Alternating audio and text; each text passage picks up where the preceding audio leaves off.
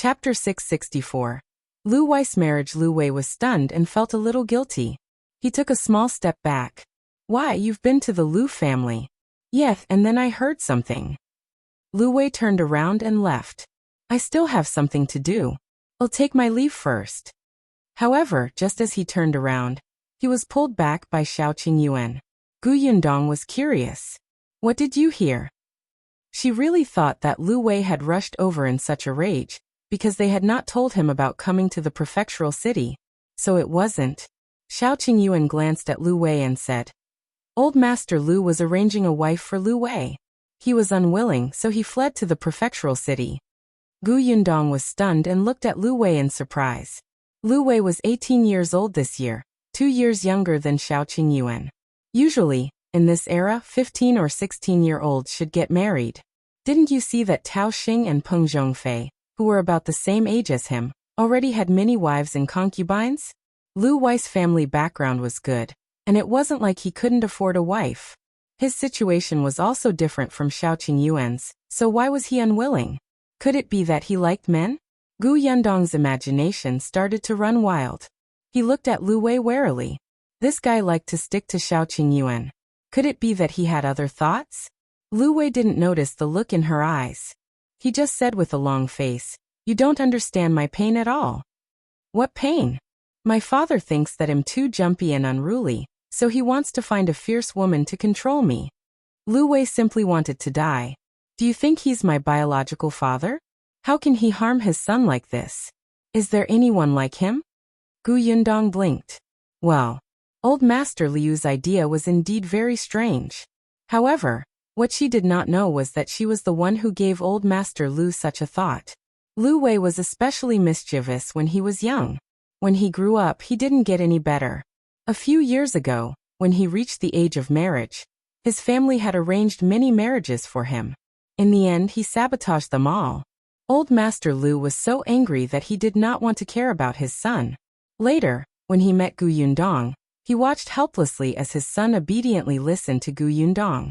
He suddenly had a plan, and felt that he had finally found a woman who could subdue his son. At that time, old Master Lu even wanted Lu Wei to marry Yundong. Unfortunately, she had Shao Qingyuan by her side, and he was watching her too closely. So he could only look for other people, but there were too few girls like Yundong. Those who were worthy of his family background were too dignified and not fierce enough. For those who were fierce enough, their family background was not good enough. Yundong was poor at first, but she was capable. If she had a strong temper and was not capable, and did not have a family background, old Master Lu would still feel that he had wronged his son. Hence, after half a year, he finally found one. However, his son didn't cooperate and actually ran away. Old Master Lu was so angry that he almost fell sick. Yundong was enlightened after hearing this. She sympathized with Lu Wei. In ancient times, parents had always been in charge of marriage. For someone like Lu Wei, it was already good enough that his father didn't use him for business alliance. In short, he'll hide in the prefectural city for now. He'll return after this storm passes. Besides, aren't you opening in a few days? I'll help you. After saying that, Lu Wei quickly threw this matter to the back of his mind, and went to work happily. Luan watched from the beginning to the end and complained in his heart, Young master, didn't you say that you would settle scores with them? Can you succeed once? This is too tragic. If you find any errors, ads pop up, ads redirect, broken links, non-standard content, etc., please let us know. Report so we can fix it as soon as possible. Chapter 666. Opening on the 8th day of the 9th month, the weather was clear. It was suitable to marry, enter the house, and open for business. Early in the morning, the Gu family tidied themselves up in high spirits. Other than Gu Dajiang, who was still going to the academy, everyone else went to Gu's shop on Dahui Road. At the same time, many people in the city rubbed their palms together and prepared. The flyers clearly stated that if they spent a tael of silver, they could receive a bag of dried fruits for free. 1 tael of silver was not a lot to many people in the prefectural city. Even if they did not have it, some smart people wanted to pool it together with others. If each of them bought a little, they would be able to get a bag of dried fruits. Among them was Madame Sun, the neighbor of the Su family. Madam Sun also happened to receive a flyer 2 days ago. After getting someone to help read the words on it, she was immediately interested. She had long heard about this canned food. She heard that it was very delicious. The supply in Jinxiu restaurant was not enough, and the price was especially expensive. It was not easy to buy. Madam Sun did not have the connections to buy it with money, but there were canned food sold in other shops. It was just not authentic and was cheap. She had bought it and eaten it. The taste was simply indescribable. It had a strange taste. When she heard that the Gu family shop was selling the canned food from Jinxiu restaurant, she had an idea. Coincidentally, her son had given her his salary a few days ago. She was not very tight on money. Therefore, early this morning, she put on her new clothes and went out to look for the other two neighbors. Unexpectedly, the moment she opened the courtyard door, the Su family next door also opened. Su Changshan was also wearing brand new clothes and was standing at the door talking to Mother Su. "Mother, I might be back late tonight. You and little sister can eat first. You don't have to wait for me." Mother Su nodded. "I know. Hurry up and go. Don't delay your work." Madam Sun giggled when she heard that. "Yo, you're going to work in a small shop, and you even specially made new clothes. Look at how capable you are." Mother Su and Su Changshan ignored her. Madam Sun snorted and left. Only then did Su Changshan say, "Mother, when I earn money, we'll buy a bigger courtyard and not be neighbors with her." "All right, Mother will wait." Mother Su wiped the corners of her eyes and said with relief. Not only did she not want to be neighbors with Madam Sun, but she also did not want to be neighbors with those who had mocked her son and avoided her family like snakes and scorpions. Su Changshan left quickly.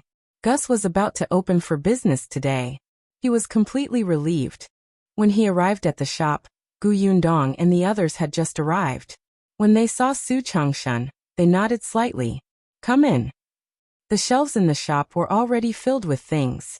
There were canned white sugar fruits, dried fruits, and jam from the fruit shop. There were also all kinds of exquisite sweets. There was a dazzling array of things. As soon as Su Changshan entered, he rolled up his sleeves and got busy. Unexpectedly, Gu Yundong waved her hand. "There's no hurry. Come with me." On the first day, besides Zheng Gang, Su Changshan, and Shu, people including Zhou, Chen Jinbao, Tong Ping, Shui Rong, Lu Sheng, and even Madame Niu, Lu Hongxiu, and Tong Shuitao had to help receive the guests. Feng Danning and the others had wanted to help, but they were not hired workers. Moreover, she had enough manpower, so Gu Yundong did not agree. She only said that they should rest in the backyard. If anyone asked about the renovation of the shop, she would bring them over. They followed Gu Yundong into the backyard and saw her get someone to bring out a large box from a room. If you find any errors, ads pop up, ads redirect, broken links, non-standard content, etc., please let us know report so we can fix it as soon as possible. Chapter 667. Work clothes. Everyone was puzzled. Gu Yundong had already opened the box, and it was filled with many clothes. Gu Yundong took out a piece from inside and said, "The shop is opening today. In order to make it easier for the customers to find the shop assistants, everyone's clothes are the same. I asked a ready-made clothes shop to make this a few days ago. I only received it last night.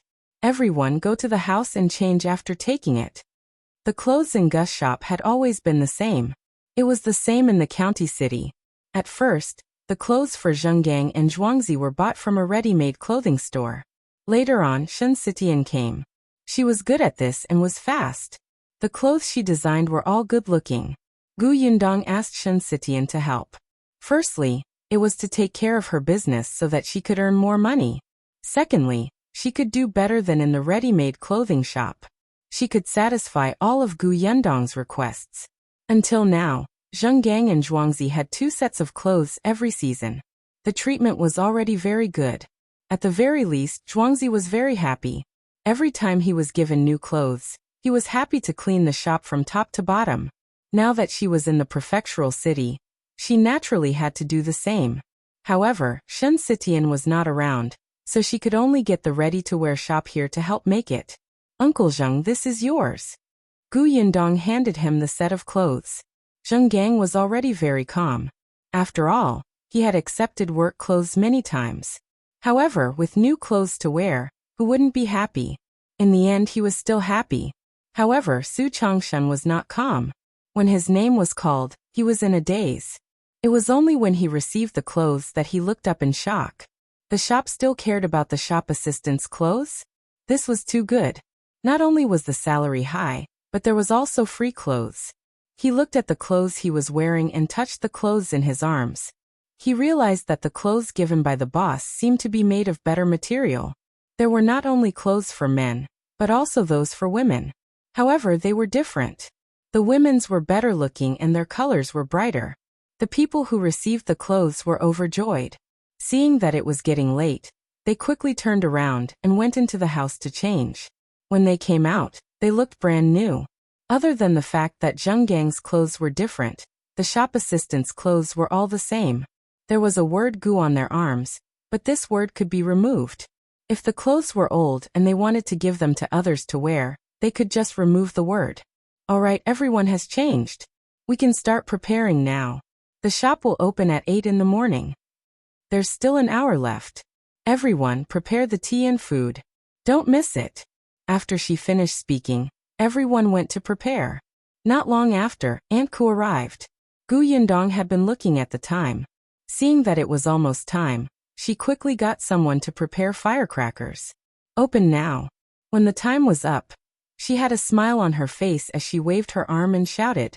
As soon as the door opened, the shop assistants in uniform immediately stood on both sides. Shao Qingyuan ignited the firecrackers. Soon, crackling sounds sounded on the street and instantly spread far away. Zhou Dafu, who was sitting in the carriage, paused. He narrowed his eyes slightly and asked Steward Zhou, "Is it open?" Judging from the commotion, it should be open, Steward Zhou replied respectfully. Don't worry, old master. I've already prepared everything. As he spoke, his expression was vicious. He blamed all the injuries he had suffered on Gu Yundong and the others. Today he was going to make sure that Gus could not continue operating. If you find any errors, ads pop up, ads redirect, broken links, non-standard content, etc., please let us know. Report so we can fix it as soon as possible. Chapter 668. Waiting to cause trouble. How could Zhou Dafu not be furious? The first time he saw her, his son was thrown onto a horse and almost lost his life, and he had even been extorted for more than 1,000 taels of silver. The second time they met, he was pretending to be a good-natured person. Not only did he flee in fear, but he also had to deal with those local hooligans. Initially, he thought that Gus had some impressive backer. In the end, after checking, she was just a bumpkin from the countryside. She had just opened a shop in the county city, and was already extremely arrogant. She did not even know how to restrain herself when she came to the prefectural city. She was simply detestable and deserved to die. He gently knocked on the wall of the carriage and said to Ah Feng, who was driving outside, "Hurry up." He didn't want to miss the fun. "Yes, master." Compared to Zhou Dafu and Steward Zhou's optimism, Ah Feng looked worried. After some thought, he could not help but say, "Master, that young master and lady are both skilled. Those local hooligans only know how to talk. If they really attack, I'm afraid one person can beat them down." Before Zhou Dafu could reply, Steward Zhou sneered and said, "Don't worry, I've already prepared everything. Those local hooligans don't have much ability, but I found a few skilled escorts to hide among them. When the time comes, those escorts will keep the man and woman occupied, and the others will destroy their entire shop." Ah Feng frowned and did not say anything else. He was just a guard, only responsible for protecting his master's safety. The master had asked Steward Zhou to take care of everything else. The carriage soon arrived at the alley not far from Gus. Ah Feng stopped. Steward Zhou got down from the carriage and looked around.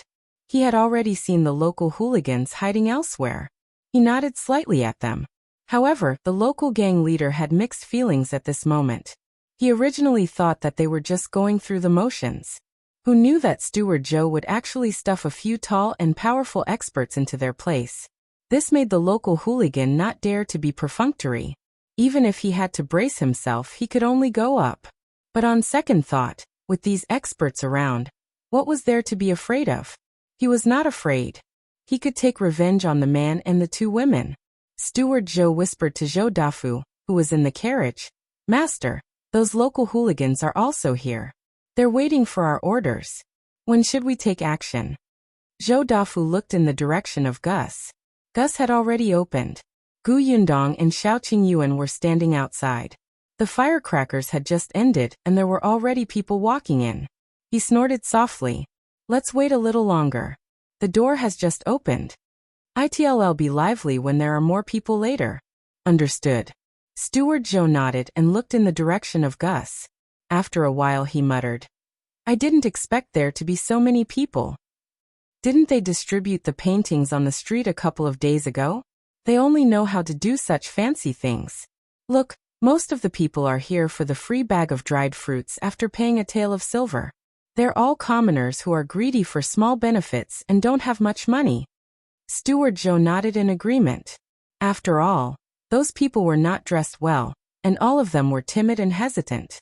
But soon, he frowned and saw a familiar figure striding into Gus' shop. "Master, that person seems to be..." Zhou Dafu also saw it and immediately frowned. A moment later, he came to a realization. They're both from Fengkai County. They probably know each other. If you find any errors, ads pop up, ads redirect, broken links, non-standard content, etc., please let us know. Report so we can fix it as soon as possible. Chapter 669. The people of the Nye residence are actually here. Yes, this Gus seems to be selling canned food. Canned food like those in Jinxiu restaurant. Steward Zhou nodded, feeling extremely unhappy. Zhou Dafu and Gu Yundong saw Lu Wei and the manager of Jinxiu restaurant. The manager was holding a gift box and congratulated Gu Yundong as soon as he entered. "It's an auspicious day to open for business. Mississippi Gus Place is indeed lively." Shuang came up to take the gift box and invited Lu Wei and the shopkeeper inside. Lu Wei waved his hand. "You don't have to entertain me. I'm just here to help." Shuang ignored him and only served them sugar water. After a while, another carriage stopped outside and someone alighted from it. As soon as he entered, he greeted them with a smile. "Boss Gu, your business is booming." Gu Yundong was stunned. Before she could react, she saw the manager of Jinxiu restaurant stand up and welcome him. "So it's Old Master Zhou." "Old Master Zhou?" Gu Yundong suddenly thought of Zhou Guang. "Welcome, Old Master Zhou. Please come in. Please forgive me for my lack of hospitality." Old Master Zhou laughed and said, "Boss Gu, you're too polite. I've long heard from our Zhou Guang that Boss Gu is smart and capable. You opened such a huge shop in the prefectural city, and your business is the rare canned food and white sugar. Last time, that kid brought back a lot of good things from Boss Gu, and we were extremely greedy." Gu Yundong did not expect Old Master Zhou to be so straightforward. She immediately smiled. "Old Master Zhou, you praise me so much that I'm embarrassed. You flatter me. These are just small things. Please don't laugh at me.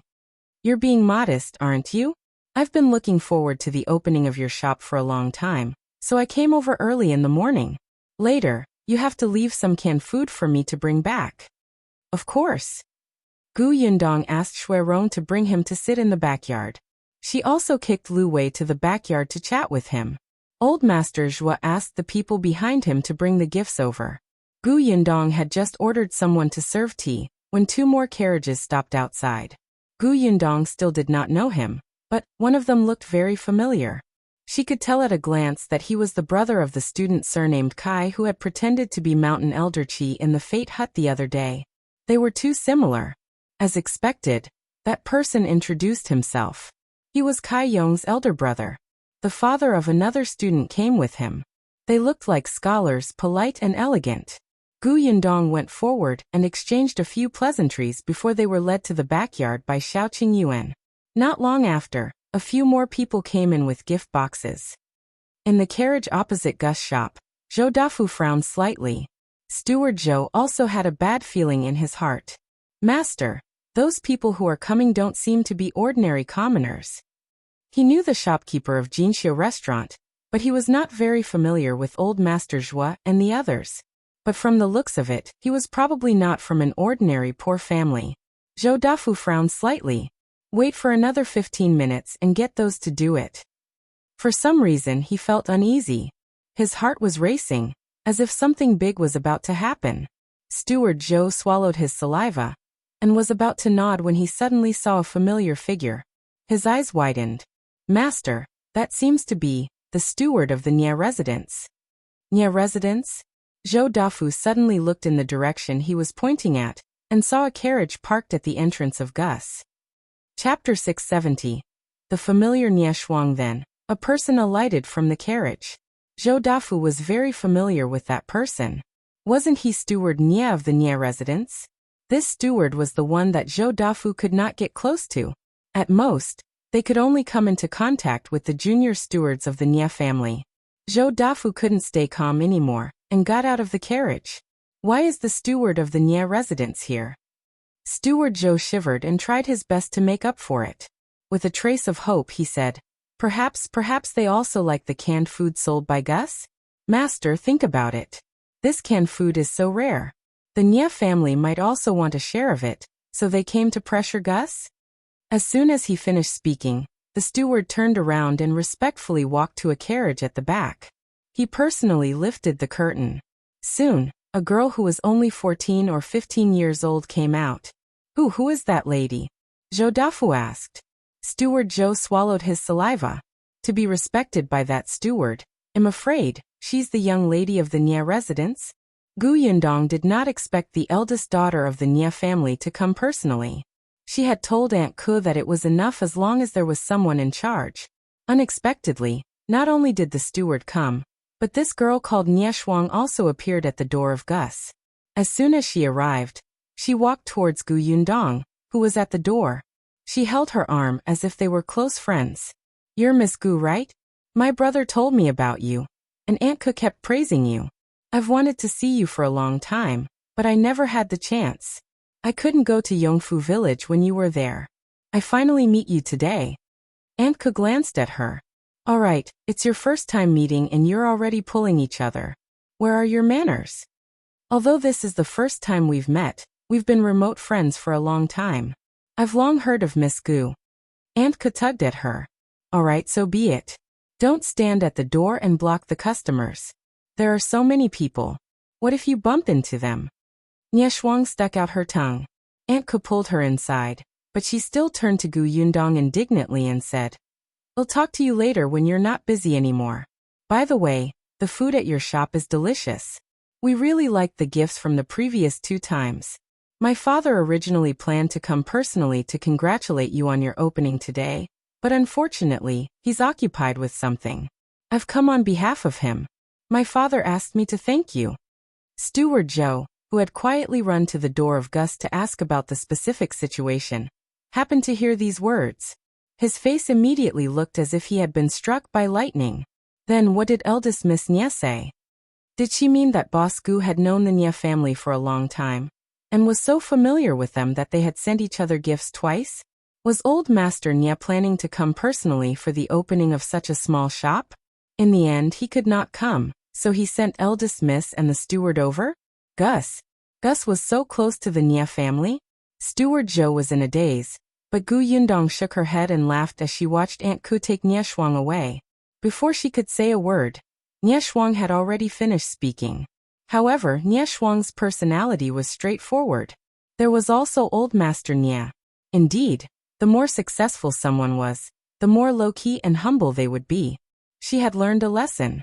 Yundong thought for a moment and called Lu Hongxiu over. Go to the kitchen in the backyard and take out the food box I placed in the cupboard. Offer Miss Nia a portion of the things inside. As she spoke, she handed Lu Hongxiu a key.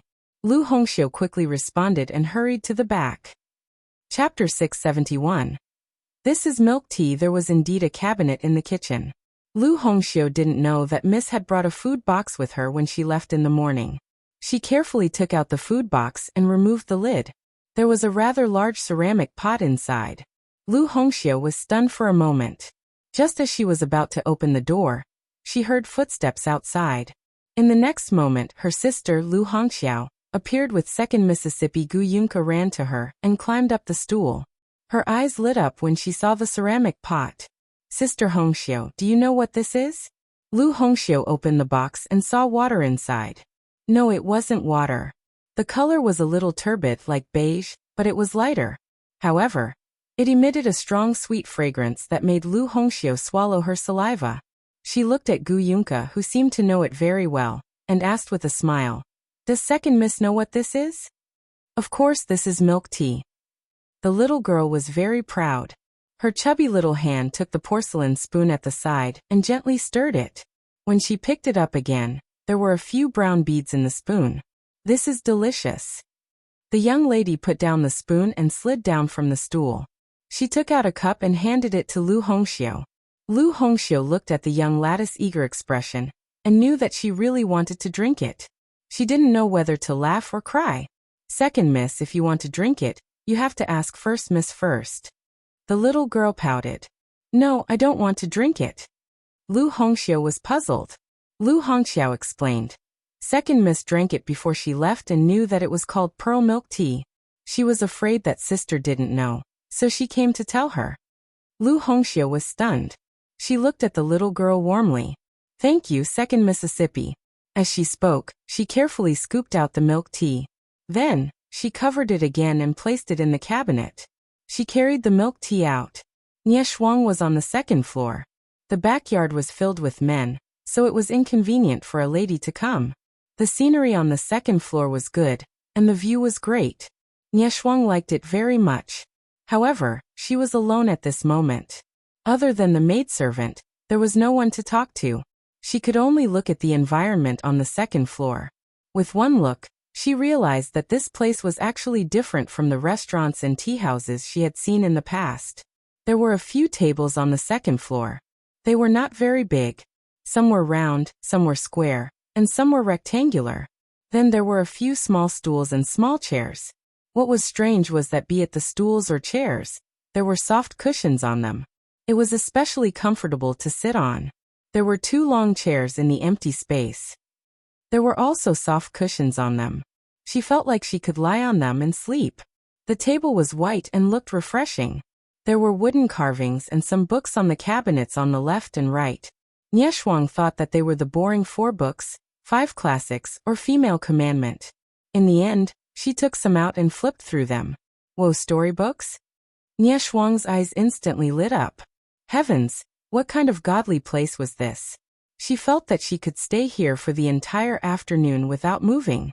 As long as she had a storybook, it was enough. Yes, there was also Go at the side. There was also a brush, ink, paper, and inkstone that she seemed to be able to write and draw with. Shuang was a little excited. Could she get a few friends to play chess and read books with her later? Just as she thought about it, Lu Hongxiu came up. She was carrying a tray with fruit, food and a cup on it. Tea supposedly? "Miss Nia, my miss specially prepared this for you. This is the preserved fruits and canned food sold in the shop. There are also snacks. This is milk tea." Chapter 672. Very agile. As soon as she finished speaking, a small head appeared behind her and added, "Pearl milk tea." Shuang was stunned. Before she could understand what the milk tea was, she was distracted by Gu Yunka. Looking at the tender little girl, her eyes lit up. "Your little Yunka?" "Yeah." Shuang immediately stretched out her hand. "So cute. Come over and let me hug you." She was a little like Aunt Ku. She could not resist children, especially since Aunt Ku and Nietsong had mentioned Gu Yinshu and Gu Yunka to her. She had wanted to meet them for a long time. Now that she saw her, the girl was even cuter than she had imagined. She immediately felt her heart melt. Little Yunka giggled and came out from behind Lu Hongxiu. She was immediately carried into Shuang's arms. "Your family's shop is opening today. Why are you here? There are so many people coming and going. What if they bump into you?" The little girl shook her head. "Don't be afraid. I'm very agile. They can't hit me." "Agile?" Shuang looked her up and down. The little girl was only 4 years old. She was chubby and her legs were short. She really could not see how she was agile. Lu Hongxiu put down her things and left. Only then did Shuang see Lu Hongxiu standing at the back. As soon as she looked puzzled, the little girl in her arms got off the ground and introduced her to her little playmate. Shuang was a little childish. She knew that this was a servant of the Gu family, but the feelings between children were very pure, so she also patted Lu Hongxiu's head very kindly. Lu Hongqiu's face immediately turned red, and she looked a little shy. Shuang couldn't help but laugh. He picked up the milk tea on the table and took a sip. Huh? She blinked and took another sip to make sure it wasn't an illusion. Her eyes widened, and she looked down at the contents of her teacup. What was this? She had never drunk it before. It didn't look like sugar water or fruit wine, but it was delicious and fragrant. Shuang could not help but pursed her lips again. Just as she was about to put the cup down, she heard a childish voice. Isn't it delicious? Shuang looked down and saw the little girl's short body standing by the table. Because she was small, her small hand was on the edge of the table as she stared at her with wide eyes. She immediately smiled. Do you want to drink it? The little girl's eyes were filled with desire. Just as Shuang thought that she wanted to drink it, she saw her shake her head decisively. No. Why not? She clearly wanted to drink it. I drank it this morning. However, when she watched others drink it, it was equivalent to drinking it herself. Hence, the little girl urged her anxiously, hurry up and drink it. My eldest sister made it. The round things are called pearls. They're edible. Try them. Shuang looked at her big, proud eyes, clearly revealing the meaning of my elder sister is the best, and the food my elder sister makes is the most delicious on earth. There was a moment when she wanted to take her home and treat her as her younger sister. Shuang took a spoon and scooped a mouthful of pearls. They were actually soft and elastic, rolling around in her mouth. What was this? How could there be such a magical thing? She took another sip of milk tea and realized that this thing was actually addictive. She drank one mouthful after another and couldn't stop at all. It was not until she had drunk more than half of the cup that she suddenly stopped. No, if she drank any more, she would finish it. If she finished it, it would be gone. Oh right, she could look for Yundong and buy it home. Chapter 673. Beaten up again, Shuang controlled her eyes from glancing at the milk tea. Then she said to the young lady who was looking at her eagerly, waiting for her to praise the milk tea. Kiki, wait for me here first. I'll go look for your elder sister. I'll be back soon. As she spoke, she stood up and instructed the maidservant standing at the door. Take good care of the two children. Without waiting for the maidservant to respond, she went downstairs. Yundong was still welcoming the guests at the door. There were a lot of people today. She really did not expect her father's 20-odd classmates to be so influential. Almost every family had sent people over. Now the courtyard behind her shop was almost full. The problem was that these people were actually very happy to gather together and talk. At the same time they ate. Zhou Dafu and the others were also in a daze. Actually, the Zhou family was not the only one eyeing the Gu family's shop. Many people in the prefectural city knew that such a shop that specialized in selling canned food and white sugar was about to open. After all, the flyers were everywhere. Therefore, many people with some family background wanted to see what kind of background the Gu family had. If she didn't have any background, they could pressure her to hand over the recipe for the canned food. If she had some backing but wasn't very powerful, they could cooperate and let her supply the goods. It would be a win-win situation for everyone.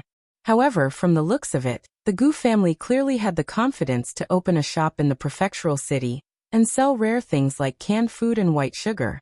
Not to mention that the young master of Jinxiu restaurant had gone in. Even the young lady of the Nie family had come later. There was no doubt about the Nie family's status in the entire prefectural city. No one dared to challenge them. Therefore, the moment they saw the Nie family appear, more than half of them gave up. However, there was also a small group of people who were originally at odds with the Nie family. They were also people with a strong family background. They took a fancy to the sugar business and would not retreat so easily. Of course, this did not include the Zhou family. Zhou Dafu no longer had any intention of causing trouble. His expression was a little ugly and defeated. There was unwillingness and fear, but he still gave a look and asked Steward Zhou, who was secretly hiding outside Gus' shop, to hurry back. Steward Zhou's legs were a little weak now, and he felt like a disaster was imminent. As expected, when he returned to the carriage, he was kicked hard by Zhou Dafu. Didn't you say that Gus has no background or backing? Didn't you say that this family is just a bumpkin from the countryside? Didn't you say that if everything is handed over to you, You can definitely stop their shop from opening? Look, this is called no backing, right? Damn you. He kicked Steward Zhou again. Fortunately, I was careful and didn't let those local hooligans find trouble immediately. Otherwise, I would be the one dead now. You useless thing. Why aren't you calling those people back? Yes, old master. Steward Zhou was angry, but did not dare to say anything. He could only lower his head and quickly agree. Unexpectedly, just as he turned around to leave, he saw another carriage parked at the entrance of the Gu family's shop. Steward Zhou's pupils constricted when he saw the sign on the carriage. Ignoring the fact that Zhou Dafu was angry, he hurriedly called out, "Master, look. What are you looking at? What else is there to see? Let me tell you." As he spoke, he followed Steward Zhou's finger and looked over. In the next moment, his voice seemed to be blocked, and he could not say a word. Chapter 674. Madame Dai is here. It wasn't just Zhou Dafu and the others. The surrounding people who were watching the commotion, and even those who were secretly thinking about it, were all shocked when they recognized the symbol of the carriage. Their eyes widened. The carriage stopped at the entrance of Gus. Before Gu Yundong could look at the symbol, she was distracted by a person sitting in front of the carriage. She had seen this person before. Wasn't this the soldier who provided her with clues when she planned to earn money by drawing images after fleeing to the Shuang prefecture? Gu Yundong still remembered his words. That bandit killed my good brother who fought alongside me. I dream of him every night. I know very well how many moles there were on his face. She thought that they would never meet again, but he actually came. The soldier strode towards her. Miss Gu, we meet again. He almost didn't dare to recognize her. The last time they met, this girl was sloppy and he couldn't tell if she was a woman. Now that they met again, the difference was like heaven and earth. She was graceful and beautiful, making people's eyes light up. However, he did not stare at her. Soon he lowered his voice and said softly, "Lady Gu, Madame Dai and young Master Dai are here." Dai? Gu Yundong's pupils constricted. She exchanged glances with Shao Qingyuan, who had heard the commotion and walked over. If she remembered correctly, the prefecture magistrate of Shuang prefecture was surnamed Dai. Seeing that she understood, the soldier nodded slightly. Gu Yundong found it strange. This person seemed to be a soldier. How did he become a subordinate of the prefecture magistrate? This thought flashed across her mind. Gu Yundong quickly walked to the front of the carriage and saw a man in his 20s getting out of the carriage. He turned around and helped an elegant woman down. Gu Yundong immediately put on a smile and welcomed her. "Madame Dai, welcome. I didn't expect you to come. Please forgive me for not welcoming you from afar." Madame Dai had a gentle personality. When she saw Gu Yundong, she smiled. "Boss Gu, you're too polite. I've long heard that there are many good things in Boss Gu's shop. I have to come and take a look." Her attitude was kind, so Gu Yundong smiled. Very good. She wasn't the kind of woman who particularly valued rules and looked down on businesswomen. "Madame Dai, young Master Dai, please come in." Madame Dai nodded and slowly stepped into the shop. On the other hand, young Master Dai took a few more glances at Gu Yundong. Different from Madame Dai, young Master Dai had already learned a lot about Miss Gu from his father before he came. For example, the white sugar that even the imperial court valued was made by Miss Gu. He had come here today because of the instructions of the prefecture magistrate. It was to let those people who wanted to secretly scheme against Gus think twice. They should be smarter. Gus had many backers. However, to be honest, this Miss Gu was indeed impressive. Even Qin Wenjung was full of praise for her. As he was thinking, someone suddenly blocked his way. Young Master Dai looked up and saw Shao Qingyuan say expressionlessly, "This way, please." He brought the guest to the backyard. Young Master Dai saw that he was wearing ordinary clothes, but the man's eyes were very sharp. His entire body trembled, and he retracted his attention. As for Madame Dai, she parted ways with her son after entering the shop. Madame Dai's status was different. Gu Yundong had personally received her, so she instructed Zheng Gang to be careful and led Madame Dai upstairs. When Shuang rushed downstairs, she happened to bump into the two of them. Chapter 674. Madame Dai is here. It wasn't just Zhou Dafu and the others. The surrounding people who were watching the commotion, And even those who were secretly thinking about it were all shocked when they recognized the symbol of the carriage. Their eyes widened. The carriage stopped at the entrance of Gus. Before Yundong could look at the symbol, she was distracted by a person sitting in front of the carriage. She had seen this person before. Wasn't this the soldier who provided her with clues when she planned to earn money by drawing images after fleeing to the Shuang prefecture? Yundong still remembered his words. That bandit killed my good brother who fought alongside me. I dream of him every night. I know very well how many moles there were on his face. She thought that they would never meet again, but he actually came. The soldier strode towards her. Miss Gu, we meet again. He almost didn't dare to recognize her. The last time they met, this girl was sloppy and he couldn't tell if she was a woman. Now that they met again, the difference was like heaven and earth. She was graceful and beautiful, making people's eyes light up. However, he did not stare at her. Soon he lowered his voice and said softly, Lady Gu, Madam Dai and young Master Dai are here. Dai? Yundong's pupils constricted. She exchanged glances with Shao Qingyuan, who had heard the commotion and walked over. If she remembered correctly, the prefecture magistrate of Shuang prefecture was surnamed Dai. Seeing that she understood, the soldier nodded slightly. Yundong found it strange. This person seemed to be a soldier. How did he become a subordinate of the prefecture magistrate? This thought flashed across her mind. Yundong quickly walked to the front of the carriage and saw a man in his 20s getting out of the carriage. He turned around and helped an elegant woman down. Yundong immediately put on a smile and welcomed her. Madam Dai, welcome, welcome. I didn't expect you to come. Please forgive me for not welcoming you from afar. Madam Dai had a gentle personality. When she saw Yundong, she smiled.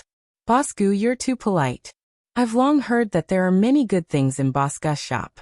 I have to come and take a look. Her attitude was kind, so Yundong smiled. Very good. She wasn't the kind of woman who particularly valued rules and looked down on businesswomen. Madam Dai, young Master Dai, please come in. Madam Dai nodded and slowly stepped into the shop. On the other hand, young Master Dai took a few more glances at Yundong. Different from Madam Dai, young Master Dai had already learned a lot about Miss Gu from his father before he came. For example, the white sugar that even the imperial court valued was made by Miss Gu. He had come here today because of the instructions of the prefecture magistrate. It was to let those people who wanted to secretly scheme against Gus think twice. They should be smarter. Gus had many backers. However, to be honest, this Miss Gu was indeed impressive. Even Qingyuan was full of praise for her. As he was thinking, someone suddenly blocked his way. Young Master Dai looked up and saw Shao Qingyuan say expressionlessly, "This way, please." He brought the guest to the backyard. Young Master Dai saw that he was wearing ordinary clothes, but the man's eyes were very sharp. His entire body trembled and he retracted his attention. As for Madam Dai, she parted ways with her son after entering the shop. Madam Dai's status was different. Yundong had personally received her, so she instructed Zheng Gang to be careful and led Madam Dai upstairs. When Shuang rushed downstairs, she happened to bump into the two of them. If you find any errors, ads pop up, ads redirect, broken links, non-standard content, etc., please let us know report so we can fix it as soon as possible. Chapter 676. Fortunately, she was prepared before she could finish speaking. She saw Lu Hongxiu giving her an anxious look. Yundong narrowed her eyes slightly and said a few more words to Madame Dave and Shuang before letting them rest. She turned around and left. The moment she went out, Lu Hongxiu leaned closer and whispered, "Miss, the milk tea is gone." Huh. Yundong was surprised. Didn't they only have 3 cups? Why is it gone? She had brought a big pot. Those 3 cups were not very big, right? Lu Hongxiu was a little ashamed. When I was in the kitchen just now, I had just scooped out 2 cups of milk tea when young Master Lu Wei came in. Since he asked, Lu Hongxiu naturally answered respectfully. Unexpectedly, Lu Wei's eyes lit up when he heard that Yundong had made this drink. Then, without another word, he picked up the porcelain pot and ran away. Even Lu Hongxiu, who had always been cautious and smart, did not expect this person to have such tricks. She did not expect young Master Lu to be so thick-skinned. He didn't even say hello before snatching the item and running away. Lu Hongxiu was about to cry. How could anyone be like this? She wanted to chase after him, but Lu Wei was long gone. In addition, she was in a hurry to deliver milk tea to Madame Dai, so Lu Hongxiu could only ignore Lu Wei for the time being. Gu Yundong slapped her forehead. Lu Hongxiu knelt down nervously. It's my fault. Miss, please punish me. Get up, get up. Gu Yundong pulled her up. You're indeed not vigilant enough about this matter. But it's not entirely your fault. Lu Wei, this bastard. Fortunately, she made a lot of milk tea. Other than the pot in the kitchen cabinet, there was another pot in her spatial storage. Otherwise, it would be awkward if she promised Shuang but could not take it out. You go ahead. Don't worry about the milk tea. I still have a pot. I'll send it to Miss Nye later. When Lu Hongxiu heard this, she immediately heaved a sigh of relief. Then she took her leave in a low voice and went to the second floor to entertain Madame Dai and Shuang. Only then did Gu Yundong return to the shop. She went behind the counter. Seeing Aunt Ku and Madame Yang sitting here packing, she went over to say a few words. Then she squatted down, opened the cabinet below, and quietly placed the milk tea from the space. The milk tea was still a little hot, so she put it here to cool down. After closing the cabinet and locking it, Gu Yundong came out from behind the counter. There were still many customers, but there were also many helpers. Everyone was busy in an orderly manner. Everything seemed to be in order.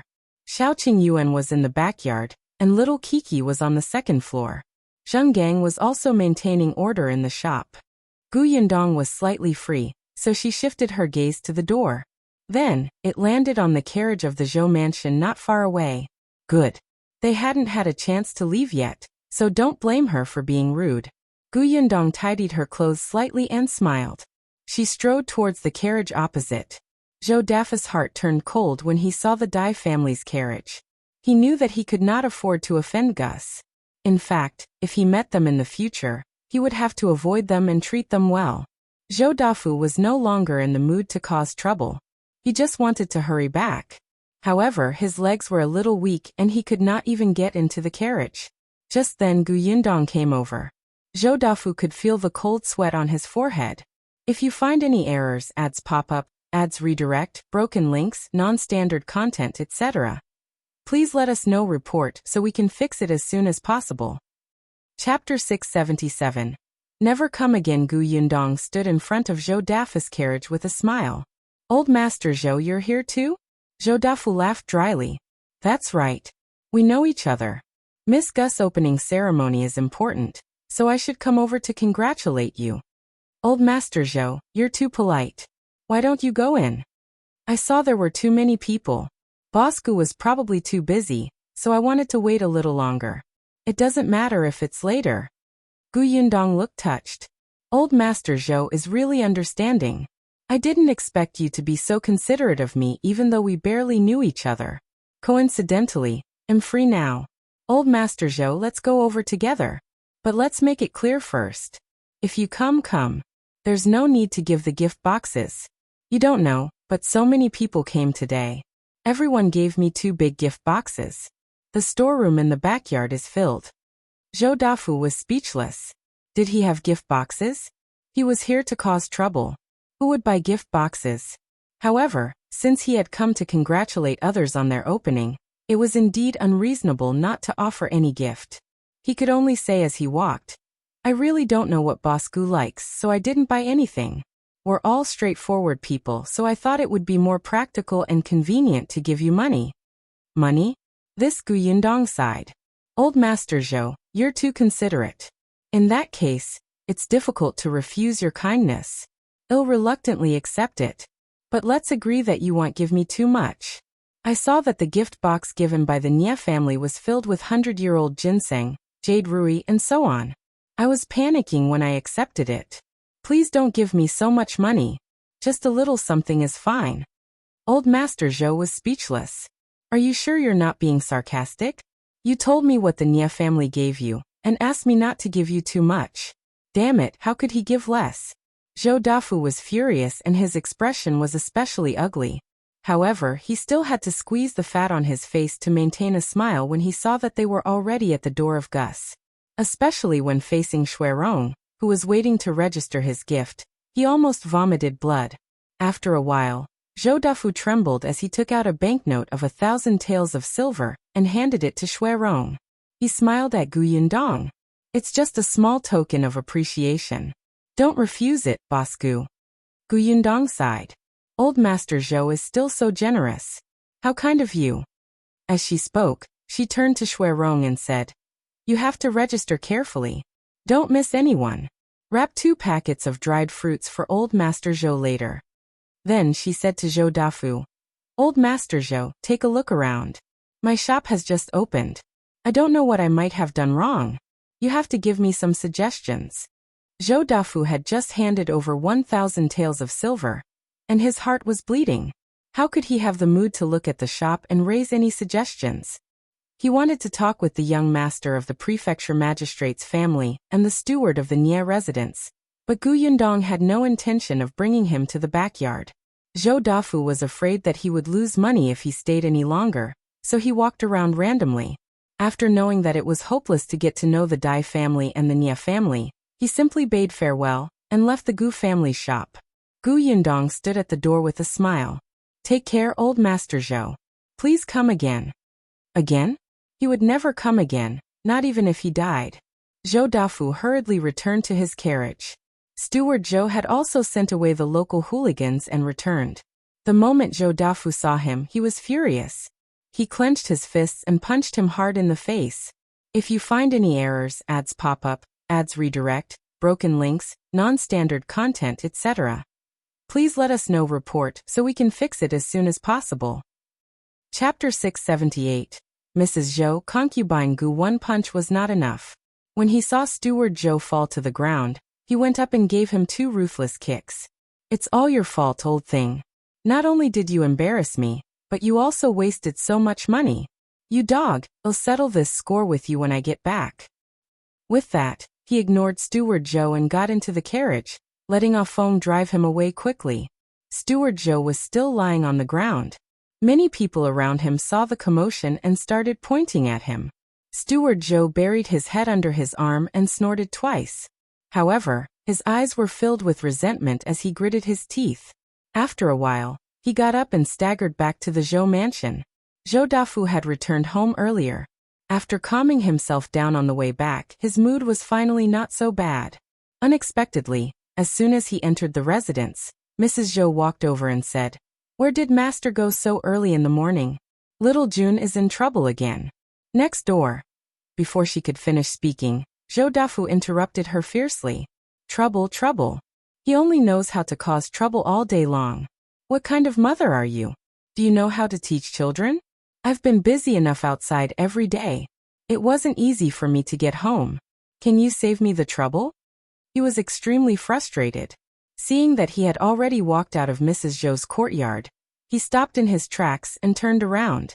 If you have nothing to do, you should think about how to teach your son well. I'll go to Concubine Gus. With that he left. Mrs. Zhou's face suddenly darkened. Seeing that he had disappeared after turning around, she was so angry that she kicked away the stool under the corridor. Am I the only one who has a son? As a father, he doesn't care about his son and blames it on me. If old Madam hadn't doted on June like that previously, would he not listen to me now? He's good. He hides under women's skirts all day long. Concubine Gu, a widow with children, can be a treasure. He hasn't seen a woman in 8 lifetimes. She was so angry that she spoke without thinking. The nanny beside her hurriedly stroked her back and advised softly, Madam, don't be angry. I'm afraid Master is in a bad mood today. His words were too harsh. Madam, don't take it to heart and be angry with Master. Otherwise, won't that Gu be benefited? Mrs. Zhou sneered. I don't know what that Gu woman did. She's already so old, but she still has Master under his control. I reckon Master is just feeling that she's new. After a while he'll know that Aunt Gu, a country bumpkin, is extremely vulgar and will only embarrass Master. At that time, we don't have to do anything. Master will send her away. Mrs. Zhou turned around and returned to her room. It was probably because of the nanny's persuasion that she was not as angry as before. However, she still frowned and said, "It's been nearly a year, but Master hasn't grown tired of her. Didn't I ask you to keep an eye on her? Has there been any abnormality on her side recently?" The nanny shook her head. "She's very well behaved and doesn't go out. There's no abnormality at all." Mrs. Zhou was angry. "Keep a close eye on her. Report to me if anything happens. Also, keep a close eye on the servants she orders around." Yes. Yundong did not know about the Zhou mansion. She had just received 1,000 taels of silver from Zhou Dafu and was in a good mood. There were many people taking care of the shop, so she planned to go upstairs to entertain Madame Dai. Unexpectedly, as soon as she turned around, she saw a familiar figure walk in. If you find any errors, ads pop up, ads redirect, broken links, non-standard content, etc., please let us know. Report so we can fix it as soon as possible. Chapter 678. Mrs. Zhou. Concubine Gu. One punch was not enough. When he saw Steward Zhou fall to the ground, he went up and gave him 2 ruthless kicks. "It's all your fault, old thing. Not only did you embarrass me, but you also wasted so much money. You dog, I'll settle this score with you when I get back." With that, he ignored Steward Zhou and got into the carriage, letting Feng drive him away quickly. Steward Zhou was still lying on the ground. Many people around him saw the commotion and started pointing at him. Steward Zhou buried his head under his arm and snorted twice. However, his eyes were filled with resentment as he gritted his teeth. After a while, he got up and staggered back to the Zhou mansion. Zhou Dafu had returned home earlier. After calming himself down on the way back, his mood was finally not so bad. Unexpectedly, as soon as he entered the residence, Mrs. Zhou walked over and said, "Where did Master go so early in the morning? Little June is in trouble again." "Next door." Before she could finish speaking, Zhou Dafu interrupted her fiercely. "Trouble, trouble. He only knows how to cause trouble all day long. What kind of mother are you? Do you know how to teach children? I've been busy enough outside every day. It wasn't easy for me to get home. Can you save me the trouble?" He was extremely frustrated. Seeing that he had already walked out of Mrs. Zhou's courtyard, he stopped in his tracks and turned around. "If you have nothing to do, you should think about how to teach your son well. I'll go to Concubine Gus." With that, he left. Mrs. Zhou's face suddenly darkened. Seeing that he had disappeared after turning around, she was so angry that she kicked away the stool under the corridor. "Am I the only one who has a son? As a father, he doesn't care about his son and blames it on me. If old Madam hadn't doted on June like that previously, would he not listen to me now? He's good. He hides under women's skirts all day long. Concubine Gu, a widow with children, can be a treasure. He hasn't seen a woman in 8 lifetimes." She was so angry that she spoke without thinking. The nanny beside her hurriedly stroked her back and advised softly, "Madam, don't be angry. I'm afraid Master is in a bad mood today." His words were too harsh. "Madam, don't take it to heart and be angry with Master. Otherwise, won't that Gu be benefited?" Mrs. Zhou sneered. "I don't know what that Gu woman did. She's already so old, but she still has Master under his control. I reckon Master is just feeling that she's new. After a while he'll know that Aunt Gu, a country bumpkin, is extremely vulgar and will only embarrass Master. At that time, we don't have to do anything. Master will send her away." Mrs. Zhou turned around and returned to her room. It was probably because of the nanny's persuasion that she was not as angry as before.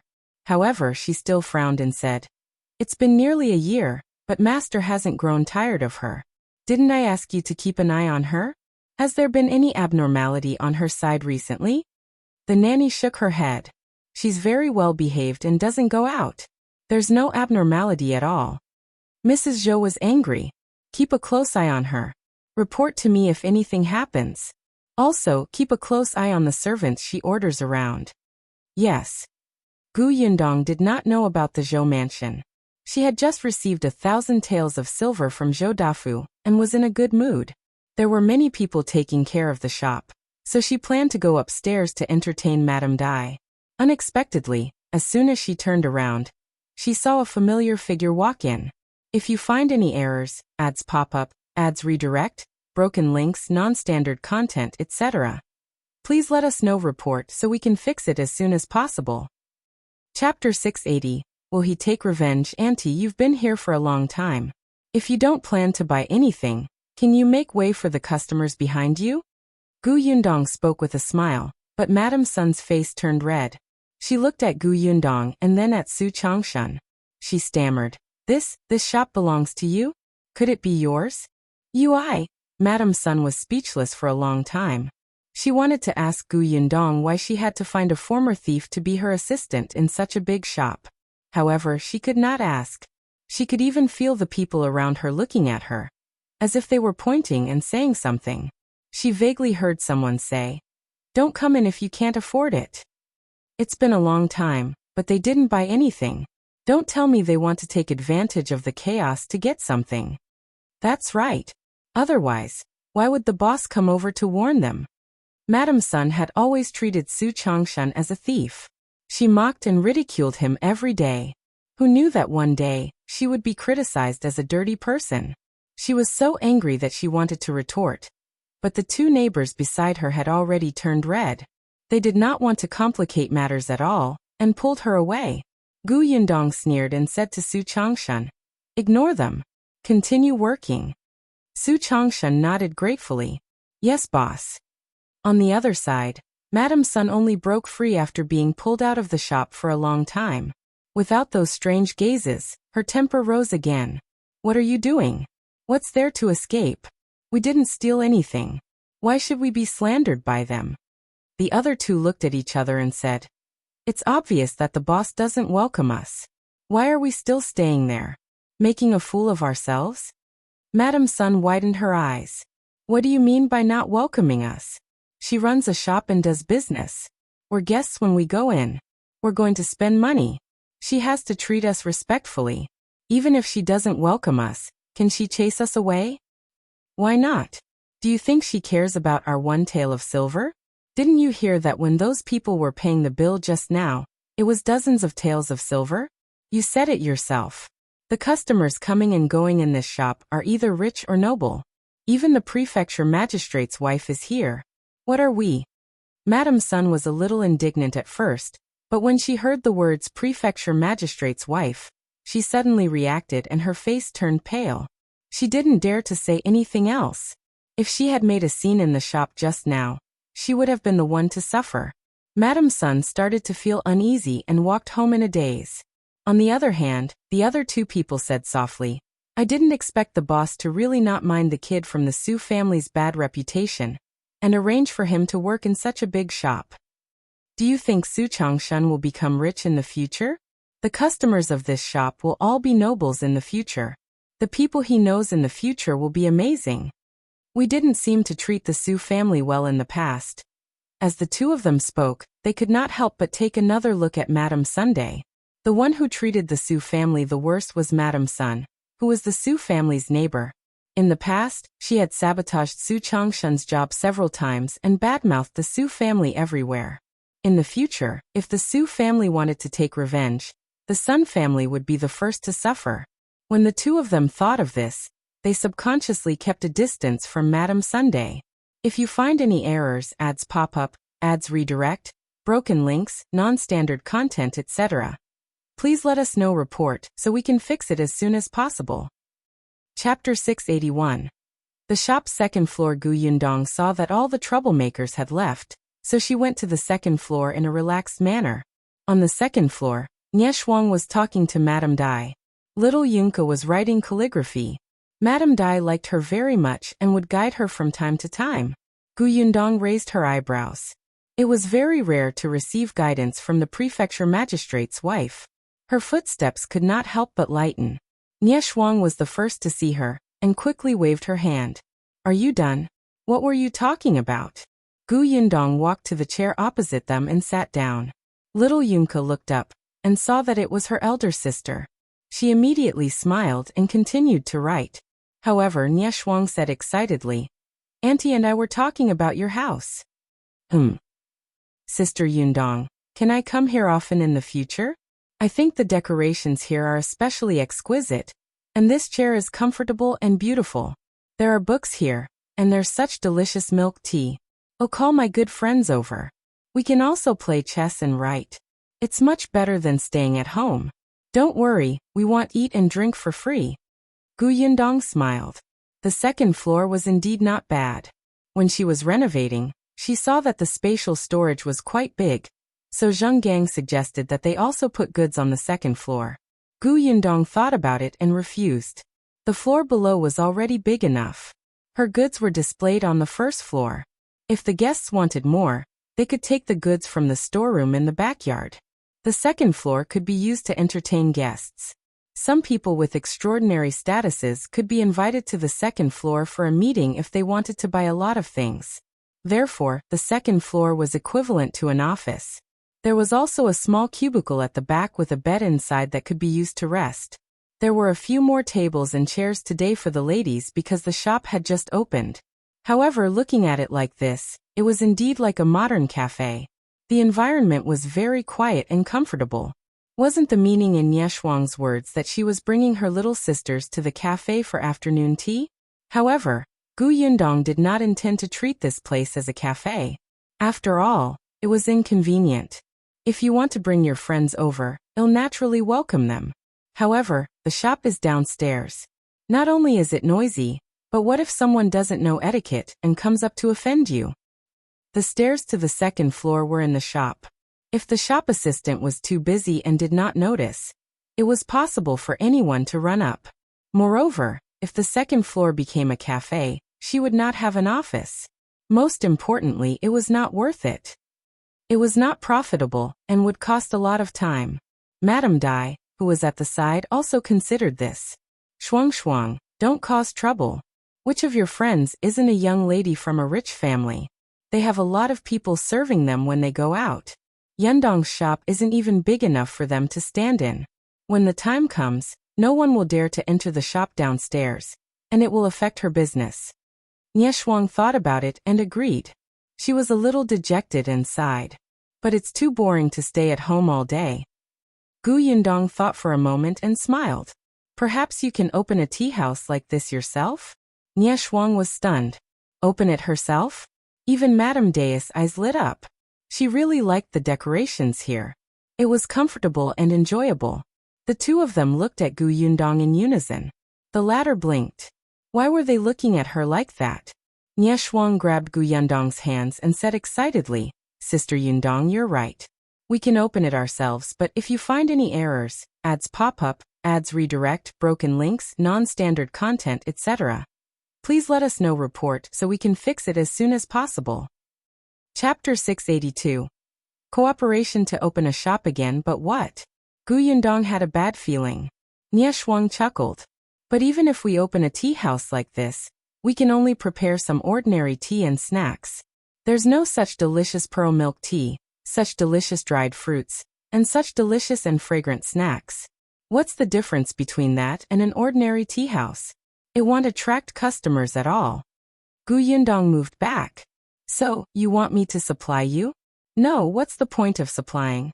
Shuang moved closer to her. Let's work together to open a shop. Cooperation. Gu Yundong fell into deep thought. Shuang nodded vigorously. That's right. Let's work together to open a shop. I'll offer money and effort, and you can come up with ideas. Let's earn money together. How about that? Madame Dai was unhappy. Everyone has a share. Don't forget about me. Shuang turned her head and said happily, It's even better if Auntie can participate. I only know some young ladies. Auntie knows those rich ladies. No one can compare to you in terms of connections. With Auntie around, our business will definitely become even more popular. She was a little excited just thinking about it. Shuang was only 15 years old, 2 months younger than Gu Yundong. She was the eldest daughter of the Nie family, and had been served by someone since she was young. At this age she only ate, drank, and played. Occasionally, she would read, write, and learn some zither, chess, calligraphy, and painting. However, it felt especially boring. It was as if her entire life had passed without any waves. When she was old enough to marry someone, she still repeated the same thing in the residence. She had heard about Gu Yundong from Nie Kong. She knew that Gu Yundong had escaped from the famine. Eldest brother rarely praised people, let alone a little girl who was about his age. But eldest brother said that he admired Gu Yundong. She could bring 3 family members from Yongning Prefecture to Shuanghe Prefecture at such a young age. Not only was she safe, but she also ensured that her family was unharmed. Even an adult man could not do that. At the very least, Nie Song could not guarantee that he could do this. At that time, Nie Shuang really wanted to see Gu Yundong. Later on, Gu Yundong actually sent New Year's goods over, and they were white sugar that made her father's eyes light up. Nie Shuang did not dare to imagine that a little girl who was a penniless refugee a few months ago would actually have such achievements in such a short period of time. She admired Gu Yundong, especially. She heard from Aunt Ku that Gu Yundong had come to the prefectural city to open a shop. Before Aunt Ku could explain her intentions, she insisted on coming over to take a look. Then she saw such a huge shop. Therefore, Nie Shuang's heart began to stir. However, Gu Yundong resisted the urge to roll her eyes. No, the two of you were so excited, but you didn't seem to have asked for my opinion. Nie Shuang finally realized that she was too quiet. She quickly calmed down and asked nervously, Sister Yundong, are you unwilling? Madame Dai also said, we know that you've just opened a shop and are very busy. If you want to cooperate, you don't have to worry about anything else. We're here. You just have to tell us what we need to do. That's right, that's right. Well, look for the shop. Well, pay the silver. You just have to use your mouth. Madame Dai said, there's no need to specially look for the shop. I happen to have a shop there. The location is not bad and the environment is good. Coincidentally, it was vacated some time ago. Recently, I've been thinking about what business to do. Really? That's great. The right time, the right place and the right people. It's the will of the heavens.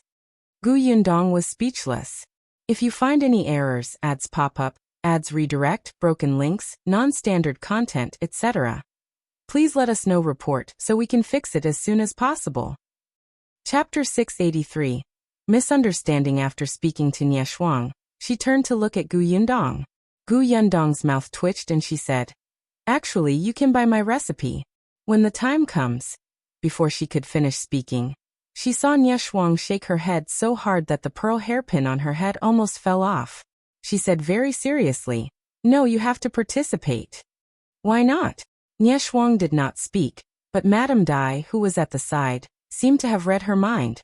She could not help but cover her mouth and laugh. I know why.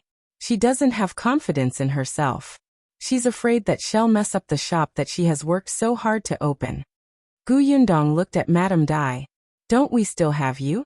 Madame Dai shrugged and said frankly, I can still be of some use to deal with those madams and young ladies, but I'm afraid I can't operate a shop. Otherwise, why do you think my shop is empty? Gu Yundong felt terrible. She did not need to care about anything else. Didn't they know that it was more tiring to use the brains? Nie Shuang blinked and said pitifully, Sister Yundong, look, you just have to come up with an idea. Well, do whatever you say. When the time comes, you'll take 50% of the money we earn. How about that? Not so good. Why don't you take a look at how old you are? Why are you still acting cute like Yunka? Madame Dai was more rational. She analyzed the situation from the point of view. Yundong, actually this won't do you any harm. Your business will only grow in the future, and you'll get to know more and more people. When the time comes, the customers in our shop we're cooperating to run will all be your connections. It did make sense.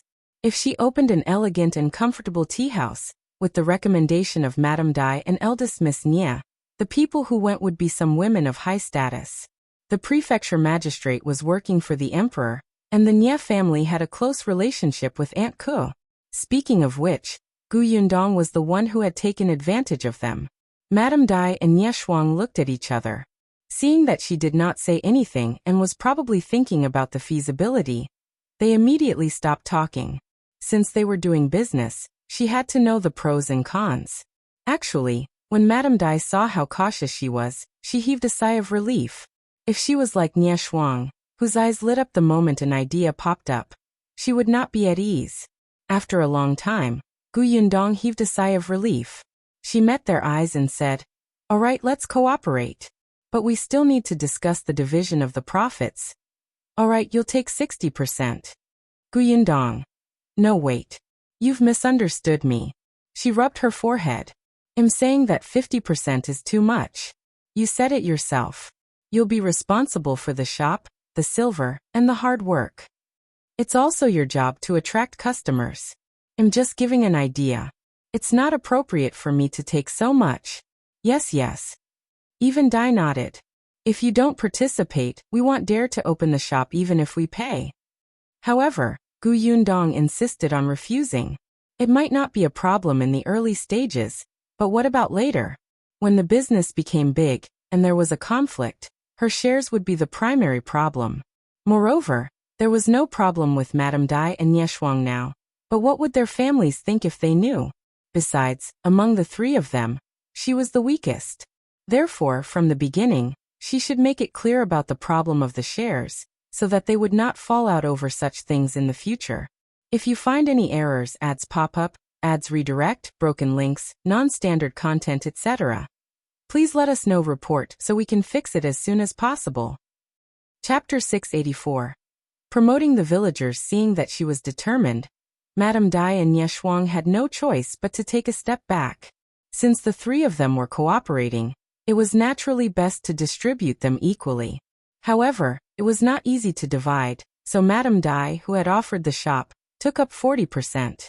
Gu Yundong and Shuang each took 30%. Madame Dai did not agree.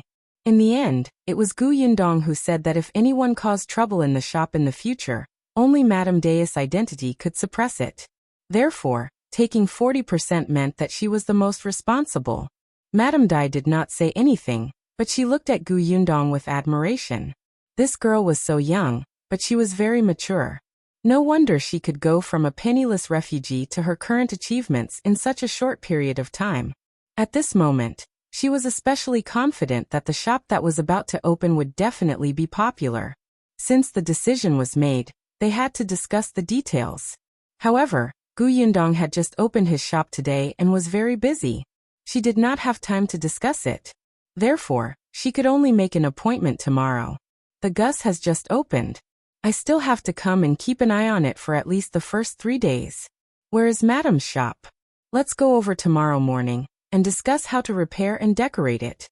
Madame Dai took a sip of milk tea and said, since we're going to open a shop together, Yundong, you're treating me like an outsider if you call me Madame again. Gu Yundong laughed. Then I'll be like Shuang and call you Auntie? That's good. Madame Dai was satisfied and said, alright, there's no hurry to open a new shop. Naturally, we have to wait for you to finish your business first. I'll get someone to clean up that shop first. It's a mess inside. Let's go over the day after tomorrow. Sure. Gu Yundong nodded. She suddenly thought of Feng Danning, who was still in the prefectural city, and asked, I wonder if Auntie has any familiar carpenters? There were definitely some. And those carpenters who could catch Madame Dais were all capable and serious.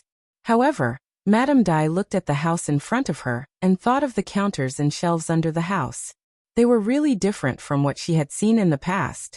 She immediately understood. I'm not familiar with wood carpenters. I have to go back and ask our steward. However, I see that this house is well repaired. I wonder which master did the job. If it's possible. Shuang nodded at the side. Yes, I also think that these tables and chairs are well done. Then master's carpentry skills are good. Let's hire him. Gu Yundong nodded. To tell you the truth, the carpentry work here was done by a master from my village. Our new house, the shop in the county city, and the shop in the prefectural city were all renovated by him. We've worked together so many times that we're already very familiar with each other. He can immediately understand what I want. I thought that if you don't have a suitable candidate, they'll recommend him. That's good. Madame Dai immediately agreed. Shuang also nodded at the side. She knew nothing about this. In any case, if she was asked to pay, she would pay. If she had to work, she would work. She just had to be obedient. Gu Yundong said. Then it's settled. I'll talk to Uncle Feng later. Madame Dai liked Gu Yundong even more. Not only was she smart, but she was also caring and would promote the people from her village. It was only reassuring to work with such a person. However, Shuang had already calculated her private savings in her heart. She was the young lady of a merchant family, so she had quite a lot of money every month. In addition to the red packets and New Year's money that her uncles and aunts gave her every year, she was actually a little rich woman.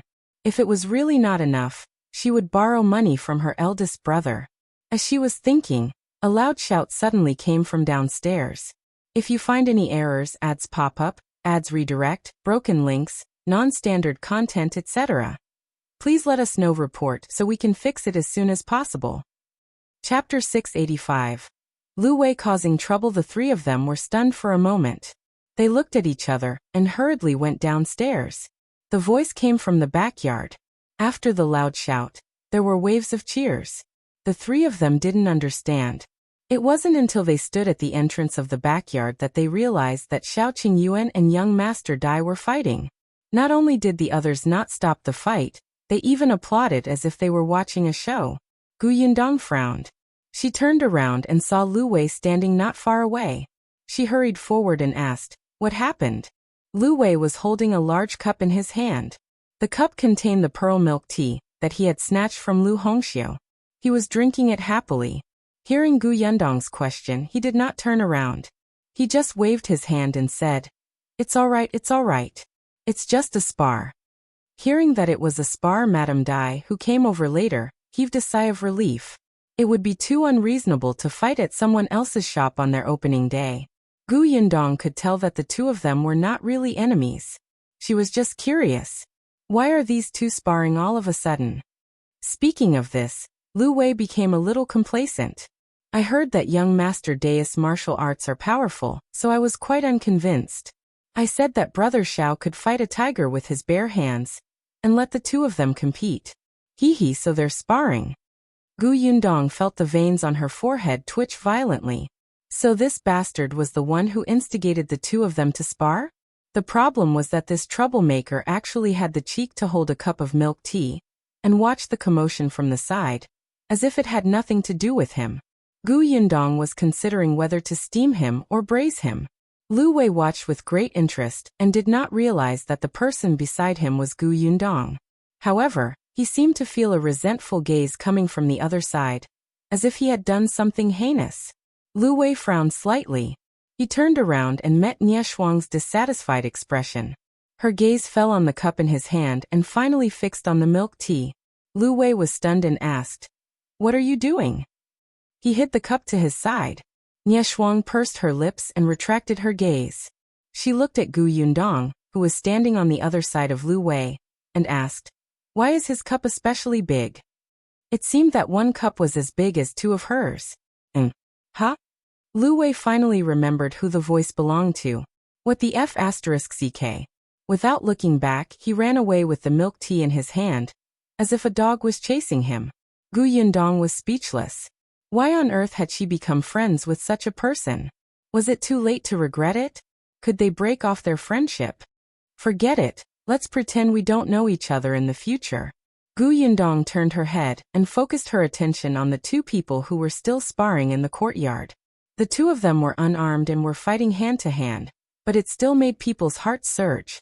Yundong knew that Shao Qingyuan was good at fighting, but this was the first time she had seen him fight so well. A moment later, the two of them stopped and took a step back. Young Master Dai smiled and cupped his hands. Shao Qingyuan also smiled.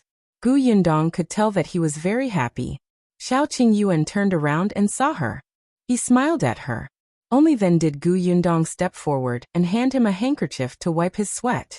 Master Dai also walked to young Master Dai's side and rebuked. "You were too reckless. Why don't you take a look at what day it is today?" Young Master Dai smiled and walked in front of Shao Qingyuan. "If you find any errors, ads pop up, ads redirect, broken links, non-standard content, etc., please let us know. Report so we can fix it as soon as possible." Chapter 686. Giving red packets. Young Master Dai's name was Dai Wenhua. Although his aura was still unstable, he still looked like a graceful young master. He looked at Shao Qingyuan with admiration. "Young Master Lu just said that you didn't specially learn this martial art from anyone?" Shao Qingyuan nodded. Dai Wenhua's eyes lit up even more. "Then you're really talented." There's a martial arts master in our residence who's very powerful. He used to be a famous figure in the martial arts world. Are you interested in getting him to give you some pointers? Shao Qingyuan thought for a moment and glanced at Gu Yundong before nodding. Thank you. What are you thanking me for? I was especially thrilled today. David was really happy. I heard that you're good at hunting. Let's go hunting together next time. By the way, your sweeping kick just now was not bad. Where did you learn it? I practiced it when I fought wolves. Shao Qingyuan's words had always been concise, but he was so patient. He must have appreciated Dai Wenhua. Gu Yundong did not disturb them anymore. She shook her head and stood beside Madame Dai again. Seeing that it was getting late, Madame Dai decided to take her leave. The others stood up to leave. Gu Yundong had originally wanted to ask them to stay for lunch, but everyone was only here to congratulate them on her grand opening. Besides, they had actually eaten a lot this morning, and were a little full now. Hence, they left resolutely. Gu Yundong gave each of them canned white sugar as a return gift. As for those who wanted to buy something else, Gu Yundong asked someone to pack them up. In the end, she even brought back 2 pots of pearl milk tea for Madame Dai and Shuang. Only Dai Wenhua didn't leave. He was with Shao Qingyuan, and the two of them chatted for a long time. Gu Yundong could occasionally hear them fighting. She couldn't tell that Dai Wenhua was actually a martial arts fanatic. On the first day of Gus' opening, business was booming. After closing at night, when everyone took the account books to settle the accounts, they realized that they had earned a total of 1,800 taels. Compared to when she was in Fengkai County, her profits had doubled. Gu Yundong felt a little emotional. This prefectural city was a prefectural city after all. There were just too many rich people. However, this was only the first day. It would definitely descend later. Moreover, because of the activity, many people did not want to let go of this opportunity. There were many people. After a busy day, they were clearly very tired, but everyone was very excited. Gu Yundong was elated. She gave everybody red packets. Even little Yunka got one. The little girl was a little surprised. Big sister, I didn't do anything. Gu Yundong patted her head. Who said that? Didn't you help big sister entertain your sister Shuang and Auntie Dai? The young lady thought about it and agreed. She had introduced the pearl milk tea, and was carried around by sister Shuang and Aunt Dai. Hence, she happily accepted the red packet, and went to show off in front of Madame Yang. The Lu family of four also each had one. They did not expect that they would get a big red packet without even receiving their first month's salary. They were instantly excited. Su Changshan was the most excited. He had just taken a look and there were 2 taels of silver inside. He could cut a piece of meat when he went back later, and buy cloth for his mother and sister, so that they could have new clothes to wear. Su Changshan's heart was filled with gratitude. His grip on the red packet tightened slightly, and his eyes burned.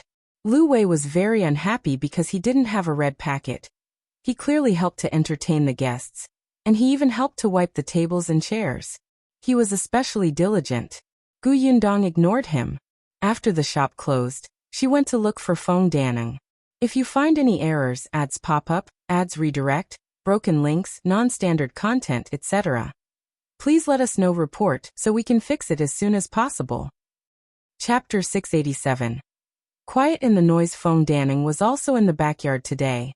He heard many people say that the structure of the shop was refreshing. While he was happy, he was also a little disappointed. Because although these people liked the place a lot, they didn't have any suitable jobs for him.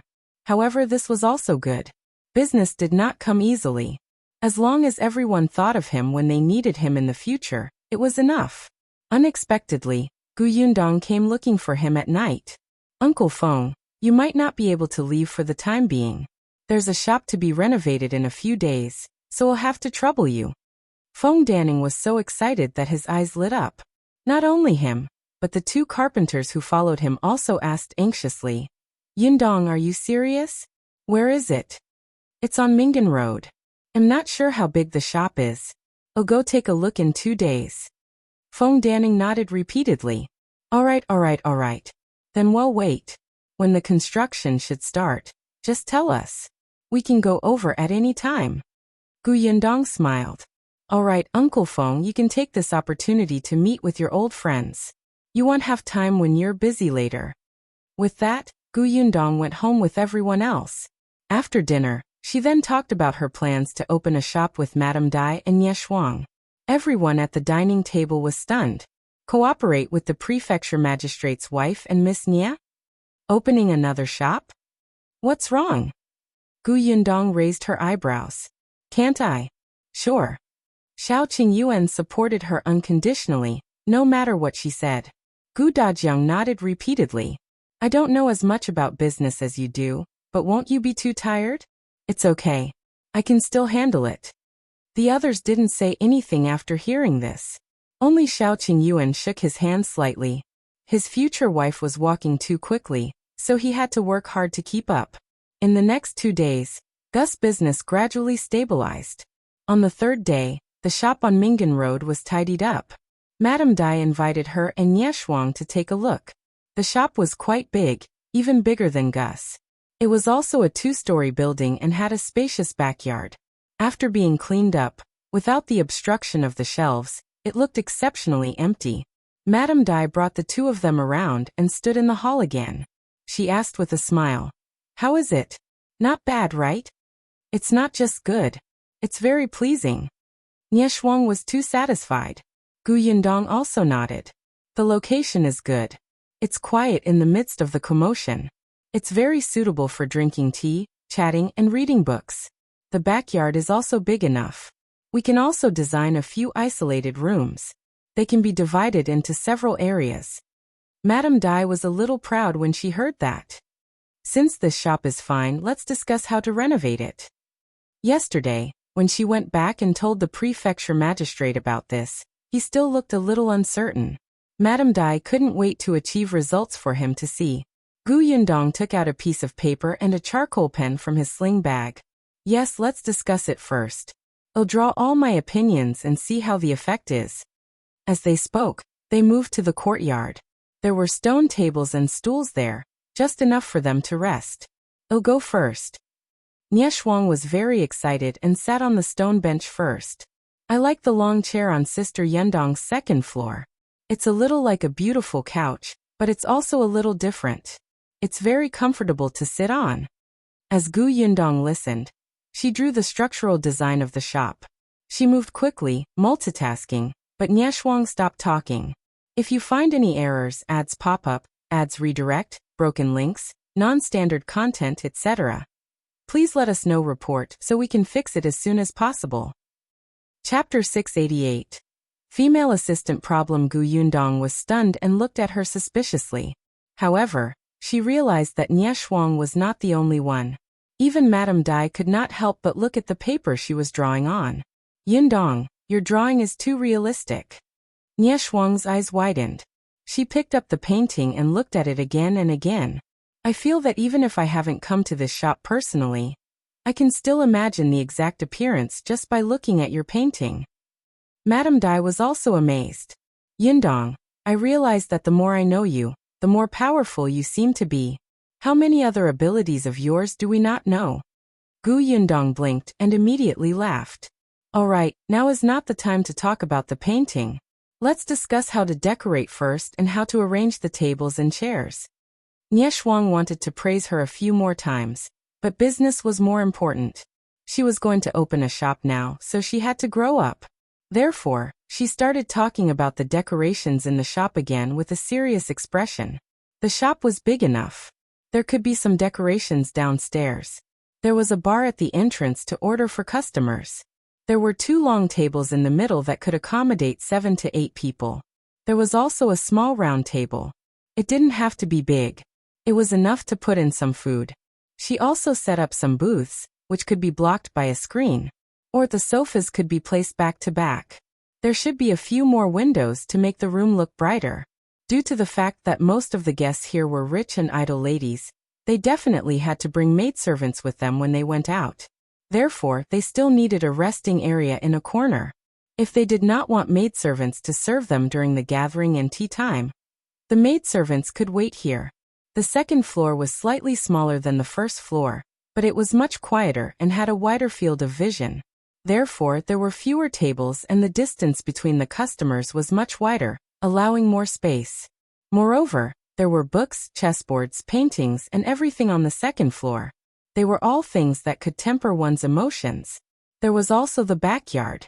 There were a few rattan chairs in the courtyard, and some flowers had to be planted.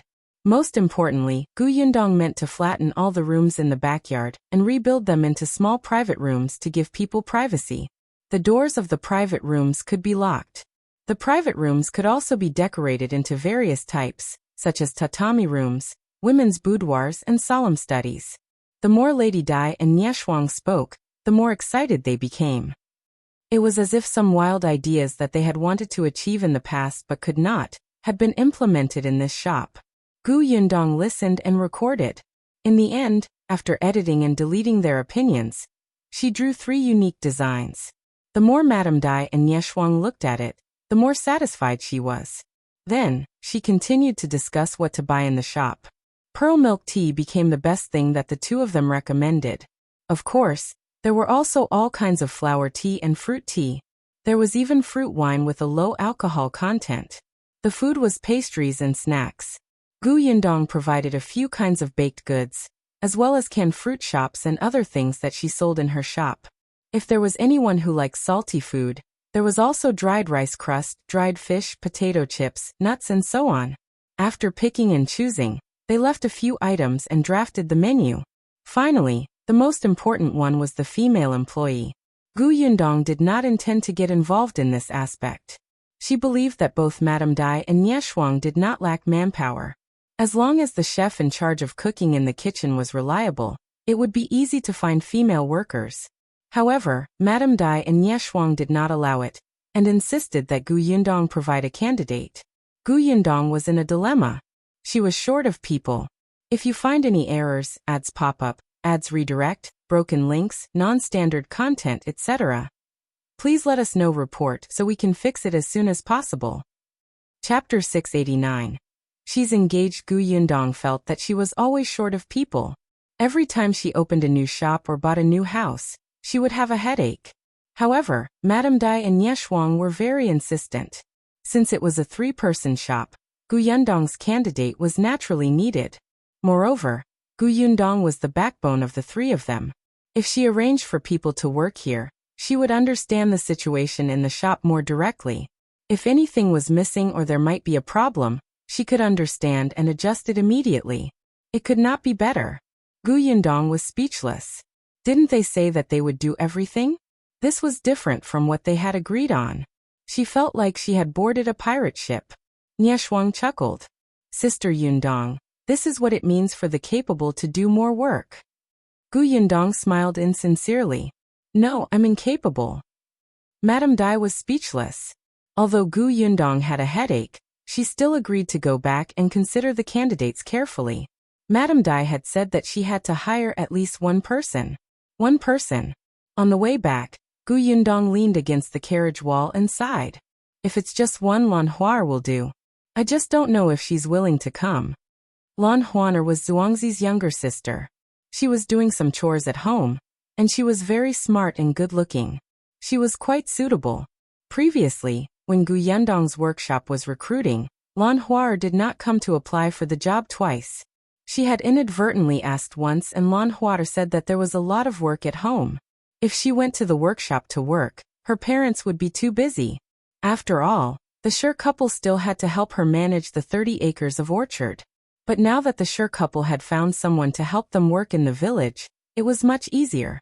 Furthermore, Zhuangzi would be coming to the prefectural city soon, so the siblings would accompany each other. Yes, I'll ask Lan Huar later. Tong Shuetao looked like she wanted to say something but hesitated. After a while she said softly, Miss, I'm afraid Lan Huar won't come. Oh, how did you know? Yundong was a little surprised. Tong Shuetao said, a few days ago, my father delivered goods over. When we were chatting, he unintentionally mentioned that Lan Huar is getting engaged. She had interacted with Lan Huar a few times, and the two of them slowly became familiar with each other, so she asked about her. Huh? Yundong was stunned. Engaged? With whom? It's Jiang Bao. Jiang Bao? Gu Yundong felt that this name was very familiar. Not long after, she suddenly remembered. It's him, the shop assistant from Brother Shao's pharmacy? Gu Yundong had a deep impression of him. When the man first met her father, he was so indignant that he almost chased the two of them out with a broom when Gu Dajiang deliberately made things difficult for Shao Qingyuan. Later on, when he found out her father's identity, his attitude changed 180 degrees. He flattered her father so much that even Gu Dajiang couldn't take it anymore and hurried out. She did not expect him to be engaged to Lan Huar. Tong Shuitao said. I heard that it was Zhuangzi who set them up.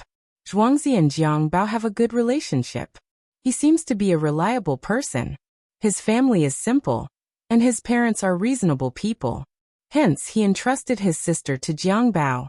Before Ashu came, the two families had just decided to marry them next year.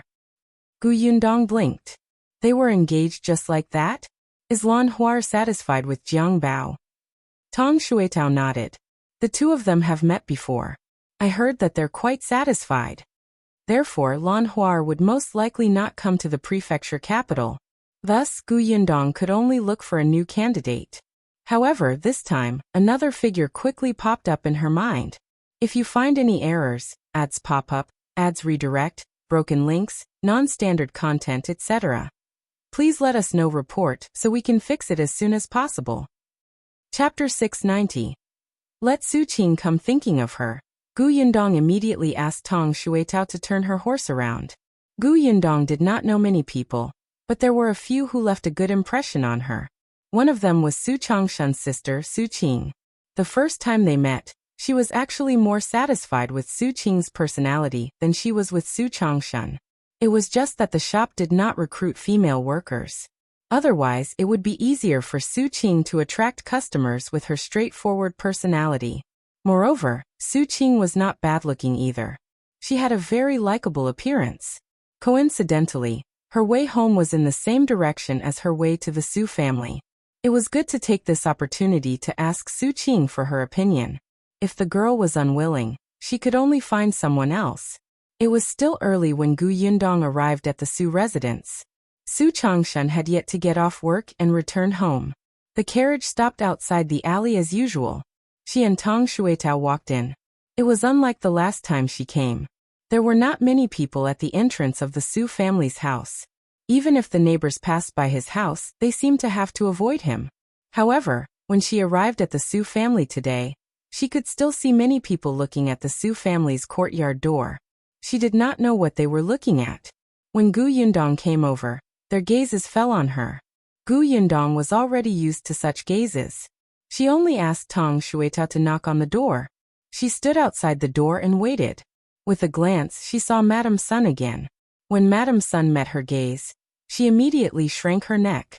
She no longer had the arrogance and mockery Gu Yundong had seen the first time.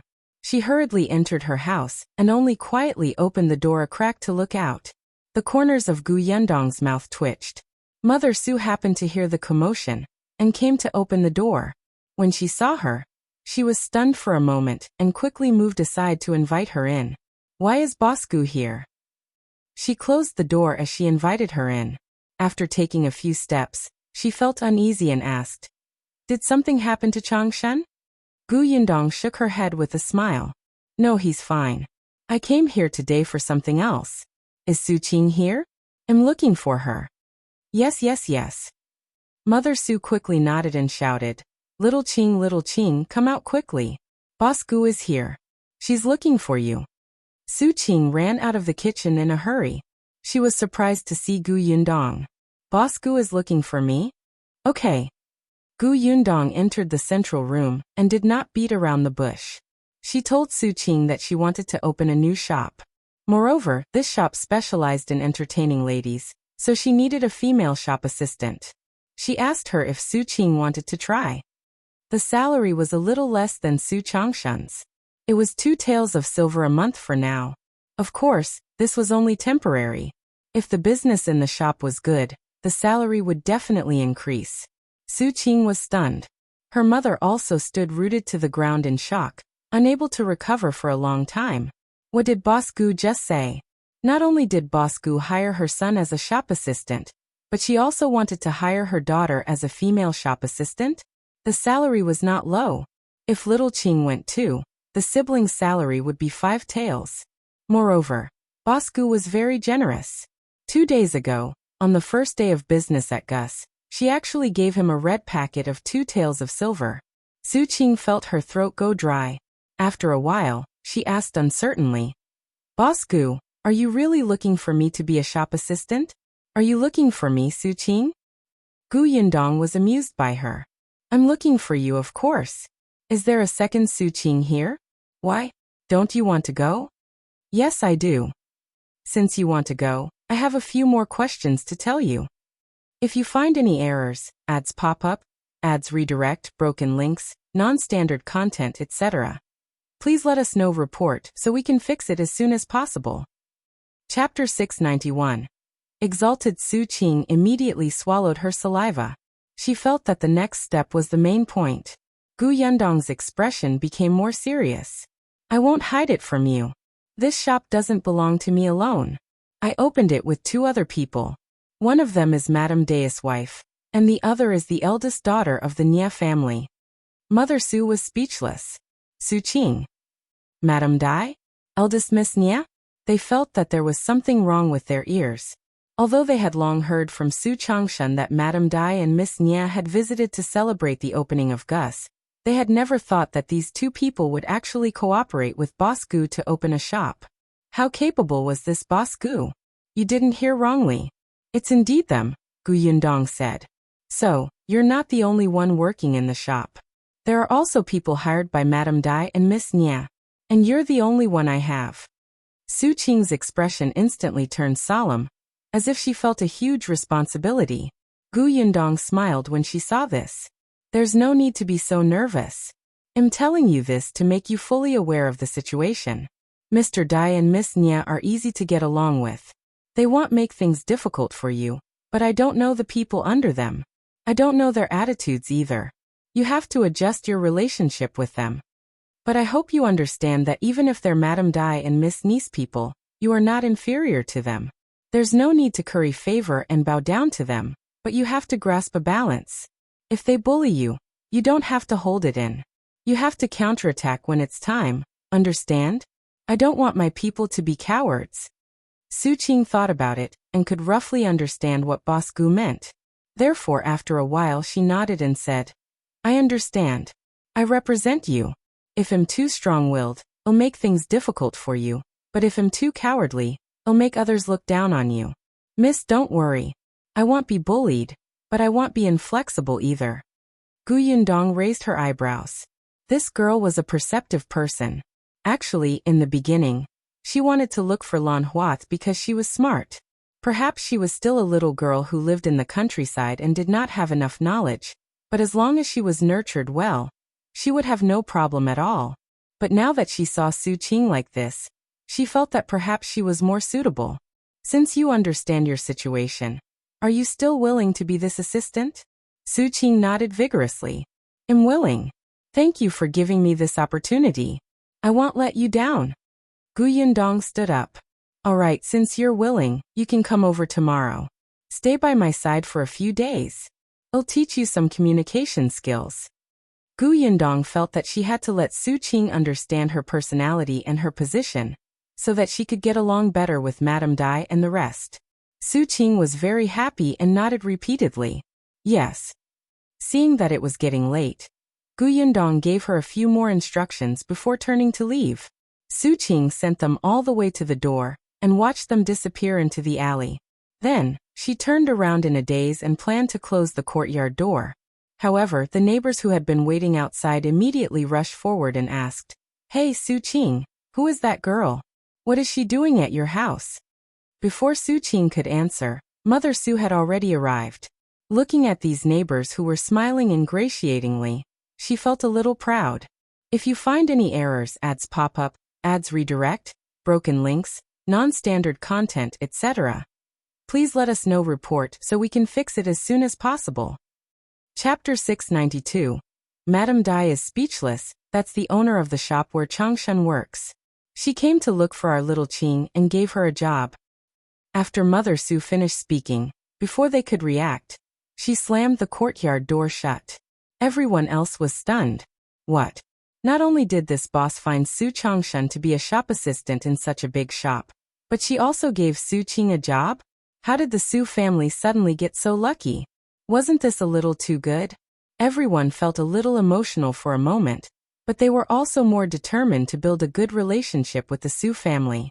Perhaps in the future, this boss would have more jobs. It would be good to get the Su family to help introduce them. However, they didn't know that Mother Su already had other plans. After closing the courtyard door to block the gazes of those who were watching the commotion, Mother Su pulled Su Qing, who was still in a daze, into the central room. She sat on a chair and said, "Little Qing, there's something we need to discuss." "What is it?" Su Qing finally came back to her senses when she heard her mother's serious voice. Mother Su said, "Shall we move?" "Move?" Su Qing was surprised. "Yes, I've said it before. When we have money in the future, we'll find a new place to live. Although we don't have much money now, we can rent a courtyard elsewhere." Mother Su had been thinking about this problem for a long time. Besides, your brother's shop is on Dahui Road. The shop you'll go to in the future is on Mingan Road. They're too far from home. Your brother is fine. I'm not worried about him, but I'm worried about you commuting so far every day. We can rent a house near Mingan Road. Although the rent there is a little expensive, we can rent this house out. In addition, you and your brother have a salary every month. It won't be a problem to rent a small courtyard. Su Qing thought about it and felt that it was feasible. However, this matter would have to wait until Su Changshan returned before they discussed it together. Su Changshan naturally had no objections. If his shop was too busy and he worked late, he could still stay in the backyard behind the shop. However, Su Qing was different. According to Boss Gu, although her shop had a place for the night watch to rest, it was not suitable to spend the night alone. Still, the next day, Su Qing had to follow Gu Yundong to work. Su Changshan also had to work, so only Mother Su went to look for a house. Su Qing only told her not to work too hard. There was no hurry. After all, the new shop would not open for a while. There was plenty of time. Then, she put on her new clothes and ran to the Gu family's waiter early in the morning to wait at the door. When Gu Yundong went out, she saw that she seemed to have been waiting for a long time. She was stunned. "Why didn't you knock and come in?" Su Qing smiled in embarrassment. "I just got here too." Gu Yundong did not say anything else and brought her and Tong Shuetao to the shop on Mingan Road. There were already a few people standing outside the shop. They were Feng Danning and the two carpenters. They had been standing here for a long time. They had circled around the shop previously and roughly knew how big it was, so their faces flashed with excitement. When they saw Gu Yundong, the three of them immediately went up to him. Not long after, Madame Dai and Shuang's carriage stopped at the entrance of the shop.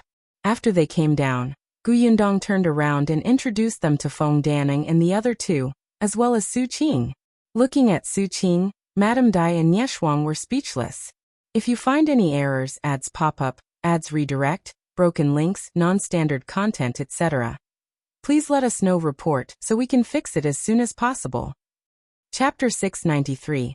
Su Qing's conduct. Although they had said that she should at least arrange for one employee, they did not expect Gu Yundong to really only find one person.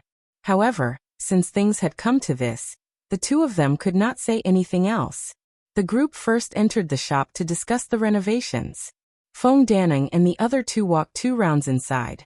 After looking at the blueprint that Gu Yundong had given them and the range that needed to be renovated, their 6 eyes could not help but flash with a scorching light. However, he still explained in advance, the entire backyard has to be rebuilt, so it might take a long time. "That doesn't matter," Madame Dai said. "The most important thing is to do the job well. I'd rather spend more time to do it meticulously. The room has to be sturdy, and the materials can't be perfunctory." "Madam, don't worry. We will definitely do our best." Madame Dai believed in Gu Yundong's recommendation. Next, it was time to discuss the details. Gu Yundong and Feng Danning had worked together several times, so there were some things that he could understand without her having to explain in detail. He would even suggest some unreasonable points. Therefore, in just half a day, they had already decided on how to renovate this shop. During this period, Su Qing was the one who poured tea and handed over pens and paper. Gu Yundong did not tell her, but she was very self-aware. Not only did she do it in an orderly manner, but she was also exceptionally considerate. After observing her for a day, Gu Yundong was very satisfied. Shuang had a carefree personality and did not pay much attention to it. After all, she was the eldest daughter of the Nie residence and had a maidservant serving her all the time. She was already used to having someone take care of everything for her. However, Madame Dai could see it clearly. Hence, on the way back, she sat in the same carriage as Nie Shuang and could not help but say, although Yundong only found Su Qing, that girl can surpass others by several times. No wonder she can do business so well. Just in terms of hiring people, she makes others feel ashamed. Nie Shuang was at a loss. Seeing this, Madame Dai couldn't help but poke her head. After a while, she told her about Su Qing's performance in the shop today. Nie Shuang was suddenly enlightened. I see. In that case, the person I chose is really too different from Su Qing. I was thinking of bringing her over to show you tomorrow. Now that I hear you say that, I think I have to change people. Nie Shuang's thinking was quite good. If she had to hire someone, she would choose the servants' children. Their indenture was in her hands, and they could be trusted. After returning yesterday, her mammy had recommended 2, and so did her maidservant and 2 sisters. Even those with good culinary skills in the kitchen were suitable to work in the kitchen of the shop. She felt that there was no problem. The servants in the residence were used to serving people. Wasn't going to the shop to entertain those madams and young ladies just working in another place? But now that she heard what Madame Dai said, Nie Shuang could not help but think more. Especially with Su Qing as a reference. For example, Su Qing was good-looking, Su Qing was diligent in her work, Su Qing spoke sweetly, Su Qing was not afraid of hardship or fatigue. Nie Shuang immediately had a headache. It was not easy to find someone. Just based on looks alone, she had already eliminated the 2 people recommended by the mammy yesterday from her mind. Madame Dai frowned slightly. Her head hurt even more badly, because she did not only have to hire the waiters and kitchen staff. She was also the one who chose the shopkeeper. If you find any errors, ads pop up, ads redirect, broken links, non-standard content, etc., please let us know report so we can fix it as soon as possible. Chapter 694. Departure. News. The shopkeeper was different from the shop assistant. She had to be knowledgeable and capable. When she saw those madams and young ladies, she had to be neither servile nor overbearing. In this huge prefectural city, madam and madam had conflicts. Young miss and young miss disliked each other a lot. If they happened to meet in the shop, as the shopkeeper, she had to at least have the ability to mediate. At the same time, she had to have management skills, literacy, and etiquette. Most importantly, unlike the male shopkeepers in ordinary shops, there were too few experienced female shopkeepers. At the very least, there was none in the shops under Madame Dai's own name. Sigh, my head hurts. Gu Yundong also knew that the 2 of them were having a headache. After all, she had deliberately brought Su Qing over today. She more or less understood what the criteria for workers were for Madame Dai and Nie Shuang. It was obvious that they would definitely choose someone close to them. Even Gu Yundong herself would subconsciously choose someone she had a good relationship with. However, although the people close to him were trustworthy, it still depended on whether they were suitable. Gu Yundong had taken a share of this shop. If she wanted to do it, she had to do it well. She believed that Su Qing's trip today would be very effective. Gu Yundong sent Su Qing to the entrance of her alley, before bringing Tong Shuetao home. When she entered, Shao Qingyuan happened to be at home. At this moment he was sitting in the central room and standing in front of Zhou, as if he was talking to him. When Gu Yundong approached, Zhou finished speaking. However, Shao Qingyuan frowned slightly. Gu Yundong was puzzled. What's wrong? What happened? When Shao Qingyuan saw her, his expression instantly improved. He only said, "There's something going on at the manor. I'm afraid I'll have to go over tomorrow, and will only be back in a few days." Manor. Gu Yundong remembered that Shao Qingyuan had bought a manor not far from the Xuanhe prefecture. Although it was not very big, the title deed was given to her. It seemed that ever since Shao Qingyuan bought this manor, he had never gone there again. What happened? Is it very troublesome? Shao Qingyuan shook his head. It's not troublesome. It's just that there are some things that I need to confirm personally. I originally wanted to bring you along to take a look when you're done here. In any case, it's not far from the Shuang prefecture. There are plenty of opportunities. Shao Qingyuan nodded. I'll leave tomorrow morning. As he spoke, he glanced at Tong Shuitao and Zhou. Before Tong Shuitao could react, Zhou cleverly pulled her out. There was no one in the central room. Shao Qingyuan held Gu Yundong's hand and said in a low voice, I'll be back in 2 days at most. You have a lot of things to do, but you have to take care of your health. Don't tire yourself out. Gu Yundong felt her hand being wrapped by his broad and warm hand, and her entire body became warm. She pursed her lips. I know. After a pause, she looked up and said seriously, if you encounter anything troublesome, you must tell me. Shao Qingyuan smiled. Yes, I've always listened to you. Gu Yundong glared at him. The next morning, Shao Qingyuan indeed left the Shuang prefecture with Zhou. Gu Yundong woke up early and did not see him. She sighed and brought Su Qing to the shop. Today, Madame Dai would bring the chef for the kitchen. Gu Yundong had to teach them how to make pearl milk tea. The kitchen was filled with people who had signed a death contract with Madame Dai. They would not easily leak the formula. Gu Yundong taught them very carefully. She was really tired after a whole day. However, when she went to Gus' shop to patrol as usual at night, Tong Ping and Chen Jinbao, who came to deliver the goods for the second time, brought her a message. If you find any errors, ads pop up, ads redirect, broken links, non-standard content, etc., please let us know report so we can fix it as soon as possible. Chapter 695. Inventory Emergency. The goods sold too quickly in the prefecture capital. There was still a lot of stock in the workshop, but now more than half of them are gone. Tong Ping showed the inventory list to Gu Yundong. Ever since the shop opened in the prefectural city, the workshop has not rested, but the stock in the warehouse is still decreasing. In other words, they were short of manpower. Gu Yundong also knew that there were many rich people in the prefecture capital. Their purchasing power was too shocking. Although she had limited their purchases, it was useless. There were even people who protested. Gu Yundong had originally planned to go back and start expanding the workshop after the shop was opened. Unexpectedly, Mr. Dai and Shuang suddenly wanted to open a milk tea shop on a whim. However, these two people did not know much about this aspect, so she had more responsibilities. She was occupied and delayed. However, she had already completed all the things she needed to do in the past 2 days. The renovation of the shop, the selection of the shop assistants, and other trivia could be done by Madame Dai. It was indeed time for her to go back to Yongfu village to take a look. Gu Yundong accepted the list and expressed that she knew what to do. She said to Tong Ping, I'll go back as soon as possible. Tell Tong and to recruit a group of people first. I'll screen them when I get back. Last time, it was Tong who went through the first round of the interview first. At that time, he was still very nervous. This time he should be much more proficient. Gu Yundong intended for him to be fully in charge of the workshop in the future.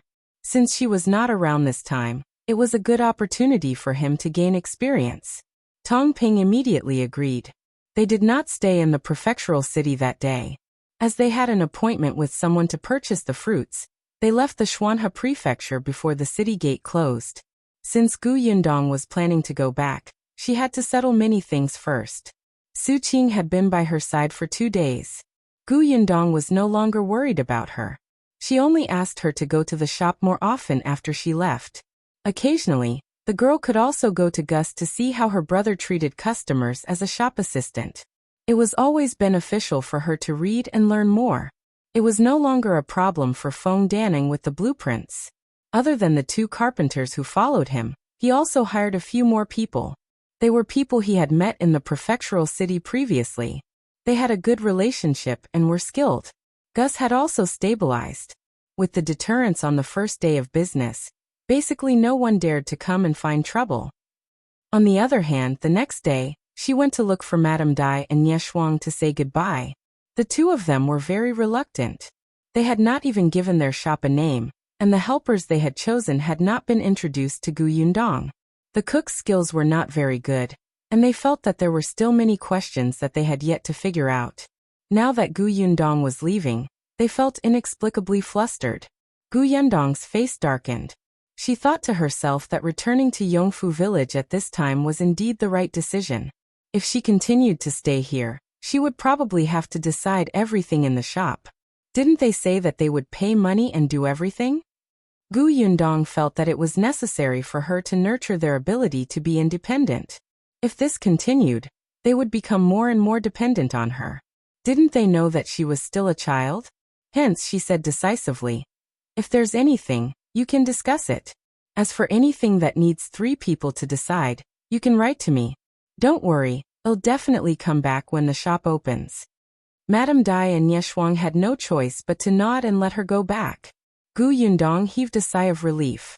In the end, she bid farewell to her parents and sister. If you find any errors, ads pop up, ads redirect, broken links, non-standard content, etc., please let us know. Report so we can fix it as soon as possible. Chapter 696. Clothes-making vacation. Gu Dajiang was fine. Yongfu village wasn't far from the Xuanhe prefecture, so it was easy for them meet. But Madame Yang and Gu Yunke did not quite understand. They remembered that the last time they parted ways with Big Sister, they did not see each other for several months. This time, when they heard that she was leaving, the two of them pouted and hugged her, unwilling to let go. Gu Yundong and Gu Dajiang didn't know whether to laugh or cry. "I'll come to the prefecture capital in half a month at most. It's not like we'll be apart for long. Be good." Gu Dajiang also said, "There's no need for half a month. In a few days it will be time for the clothes-making vacation. I'll bring you back. When the time comes, we'll bring Yunshu and Yuanji to the prefectural city to take a look." Clothes-making vacation? Not only were Madame Yang and Gu Yunke confused, but even Gu Yundong was confused. It was rare for Gu Dajiang to see her reveal such a confused expression. He couldn't help but rub her head and explain. In addition to the one-day leave every 10 days, the academy also has farming leave every May, as well as clothing leave. It's usually after mid-September. Farming leave and clothing leave are both a month. Gu Yundong was enlightened. It turned out that there was winter and summer vacation at this time. Gu Dajiang said, "However, the holidays aren't long. Students whose homes are too far away usually won't go back. Our family is close, and the round trip isn't long. It's not a problem for us to return to the village. However, I originally thought that since I had just entered the school, I needed to study harder in the academy. I'll just take the clothes-making vacation for 10 days. In any case, Yunshu and Yuanji can come over during the holidays. Our family can still reunite. Now that I think about it, it's not enough." After all, not all of Yundong's matters were in the prefectural city. Gu Yundong understood. Gu Yundong would not give any more opinions on matters related to studies. Anyway, her father knew what he was doing and he could decide how much rest he wanted. She just turned around and said to Madame Yang and Gu Yunke, "You heard him. It's just a few days later. When the time comes, not only will you be able to see me, but you will also be able to see Yunshu and Yuanji." Only then did Madame Yang and Yunke let go of her, but they had already begun to count the days seriously. After everything was settled, Gu Yundong took Tong Shuetao and drove the carriage towards the city gate. Tong Shuetao pulled the reins and asked, "Miss, since we're going to meet in a few days, why don't we just bring Madam and second Miss back to Yongfu village?" Gu Yundong leaned against the wall of the carriage and looked at the bustling crowd at the city gate. Many people were queuing up to leave the city with carrying poles and things. Upon hearing this, she smiled and said, "Didn't you see my father's gaze? It's as if I'm the evil person who broke up Mother and Kiki. I can't afford to offend him. It's better to let father take care of them himself." Perhaps because he had been separated from his family for so long last year, Gu Dajiang especially cherished the time he had with his family. Gu Yundong had long discovered this. Every day, when her father came back from school, he would first confirm that his wife and daughter were around before he heaved a sigh of relief. He might have thought that their reunion was a dream. If he was not careful, he would wake up from this dream and his family would disappear. This situation would probably continue for a while before her father slowly adapted. Tong Shuetao did not really understand this psychological problem. In any case, she would listen to Mississippi. The carriage left the city gate. Seeing that the road ahead was wider, Tong Shueitao was about to speed up. Unexpectedly, just as the reins were raised and before she could shake them, she heard Gu Yundong suddenly say, "Wait." Tong Shueitao was puzzled. "What's wrong, miss? If you find any errors, ads pop up, ads redirect, broken links, non-standard content, etc. Please let us know report so we can fix it as soon as possible." Chapter 697. Evil Dogs, Stay Away. Gu Yundong lifted the curtain of the carriage and looked outside. She asked, "Do you know the location of the manor that Brother Shao bought?" "I know." She had already asked her father about this. Gu Yundong paused and said, "Let's go to the manor to take a look." Tong Shueitao was puzzled, but her hands deftly turned the horse and drove in the direction of the manor. Gu Yundong recalled what Shao Qingyuan had said before he left. There seemed to be something going on in the manor. She was curious and decided to take a look. Tong Shueitao happened to know the location. In any case, she was not in a hurry to return to Yongfu village. She was actually very curious. Her father had been to the manor, but she had never been there. This was the betrothal gift that the future husband would give to his wife. As the young miss, she naturally had to announce her identity. Thinking of this, Tong Shueitao was slightly excited, and the speed of the carriage increased. Gu Yundong, who was admiring the scenery outside. The manor was indeed not far away. Gu Yundong saw the things planted in the fields from a distance. Shao Qingyuan had said that a portion of the land was originally used to grow fruits. Later on, after he bought it, it just so happened that after the farming season, the fields that planted food had already harvested. He instructed them not to plant food, but to plant fruit trees and medicinal herbs. Many tenants were unwilling, but Shao Qingyuan had always been decisive. If they didn't agree, he wouldn't rent it to these tenants. Originally, when the farmstead changed owners, the previous contract between the tenants and the original owners had already been broken. Even if Shao Qingyuan replaced all of them, no one would dare to say anything. Only then did the tenants not dare to say anything. Later on, when they heard Shao Qingyuan say that he would buy all the fruits and herbs they planted, and that the price was not low, they were relieved and began to plant them. Gu Yundong looked at the fields and saw all kinds of fruit trees. Some fruit trees must have been transplanted from other places. The trunks were tall. Some fruit trees were originally planted here, and they were already filled with fruits. Some of them had just been planted, and only tree saplings that were half the height of a person appeared. However, it could be seen that they were all well taken care of. Most of these fruit trees were in the periphery, and the medicinal herbs were inside. It seemed that they were surrounded and protected by these fruit trees. There was a fence around the fruit trees, which was similar to the orchard in Yongfu village. The carriage got closer and closer. Just as they were about to see the shadow of the manor, a series of barks suddenly entered their ears. Tong Shueitao was shocked. She instinctively pulled the reins tightly, and the carriage suddenly stopped. In the blink of an eye, the barking of the dog was right in front of him. What made people's hearts skip a beat was the sound of barking continued. It was obvious that it was not one dog. Sure enough, in the next moment, 3 tall and fierce dogs rushed out from 3 directions and surrounded the carriage. Tong Shueitao. F***ck, this dog even knew how to outflank? The 3 dogs did not approach her either.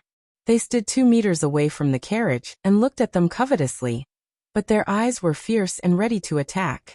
It was as if as long as Tong Shueitao made any movement, they would pounce forward in the next moment and tear her into pieces. Fortunately, Tong Shueitao was strong and good at martial arts.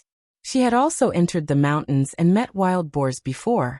She was not afraid of dogs. She even glared at them one by one and sneered. "Evil dogs, stay away. Otherwise, I won't be polite. If you find any errors, ads pop up, ads redirect, broken links, non-standard content, etc. Please let us know report so we can fix it as soon as possible." Chapter 698. They are very cute. She had just finished speaking when Gu Yundong slapped the back of her head. "What evil dogs? The 3 dogs are clearly guarding this herb orchard loyally. They're loyal. Don't scare them." "I scare them? Miss, did you get the wrong person? Not only her, But a young man who had just run over from behind almost fell to the ground when he heard this. Gu Yundong heard the commotion and looked up to the side. He saw a 20-year-old youth walking over with sweat all over his face. The 3 dogs should be under his control. After he came over, they quietened down and stopped barking fiercely. The young man walked to the front of the carriage and looked up at them. He asked, "May I ask who you are? What are you doing here?" Gu Yundong was still thinking about how to introduce herself when she heard Tong Shuitao jump down from the carriage and say, "My miss is the new master of this manor.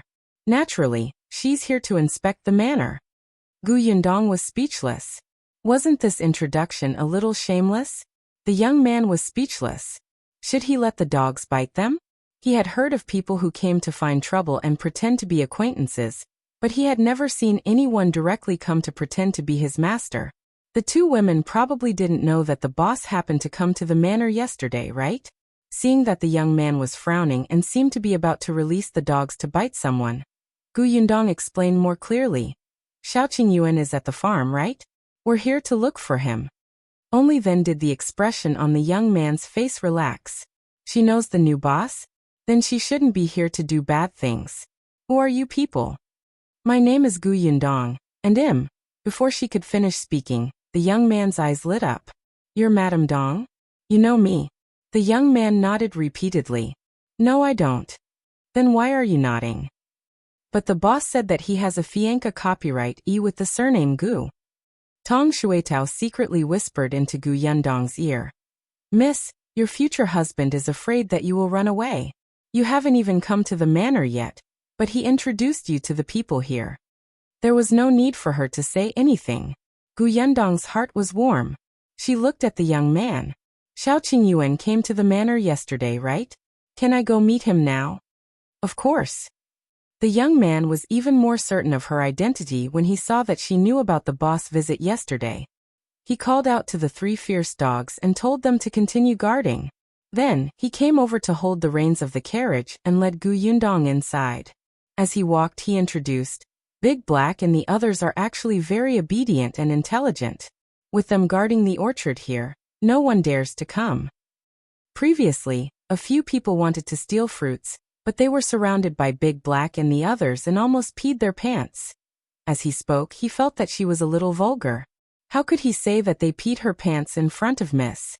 The young man quickly laughed dryly and said, "In short, Big Black and the others were just afraid that you're bad people, Mississippi.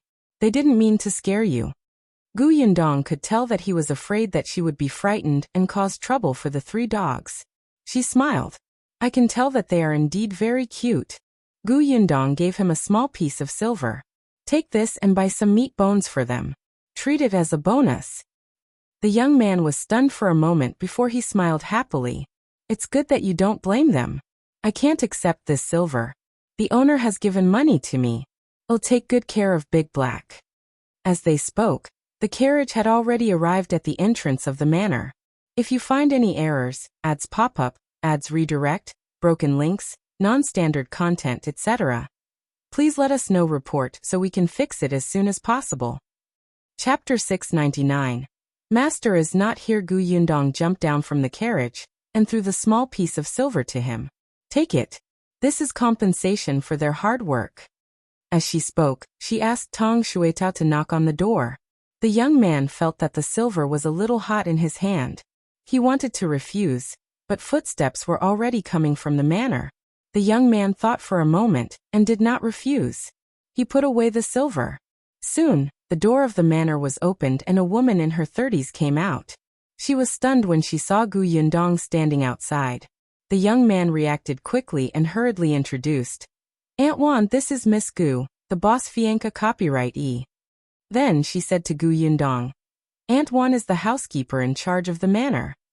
When Madame Wan heard this, she was stunned on the spot. She looked at Gu Yundong sizing her up.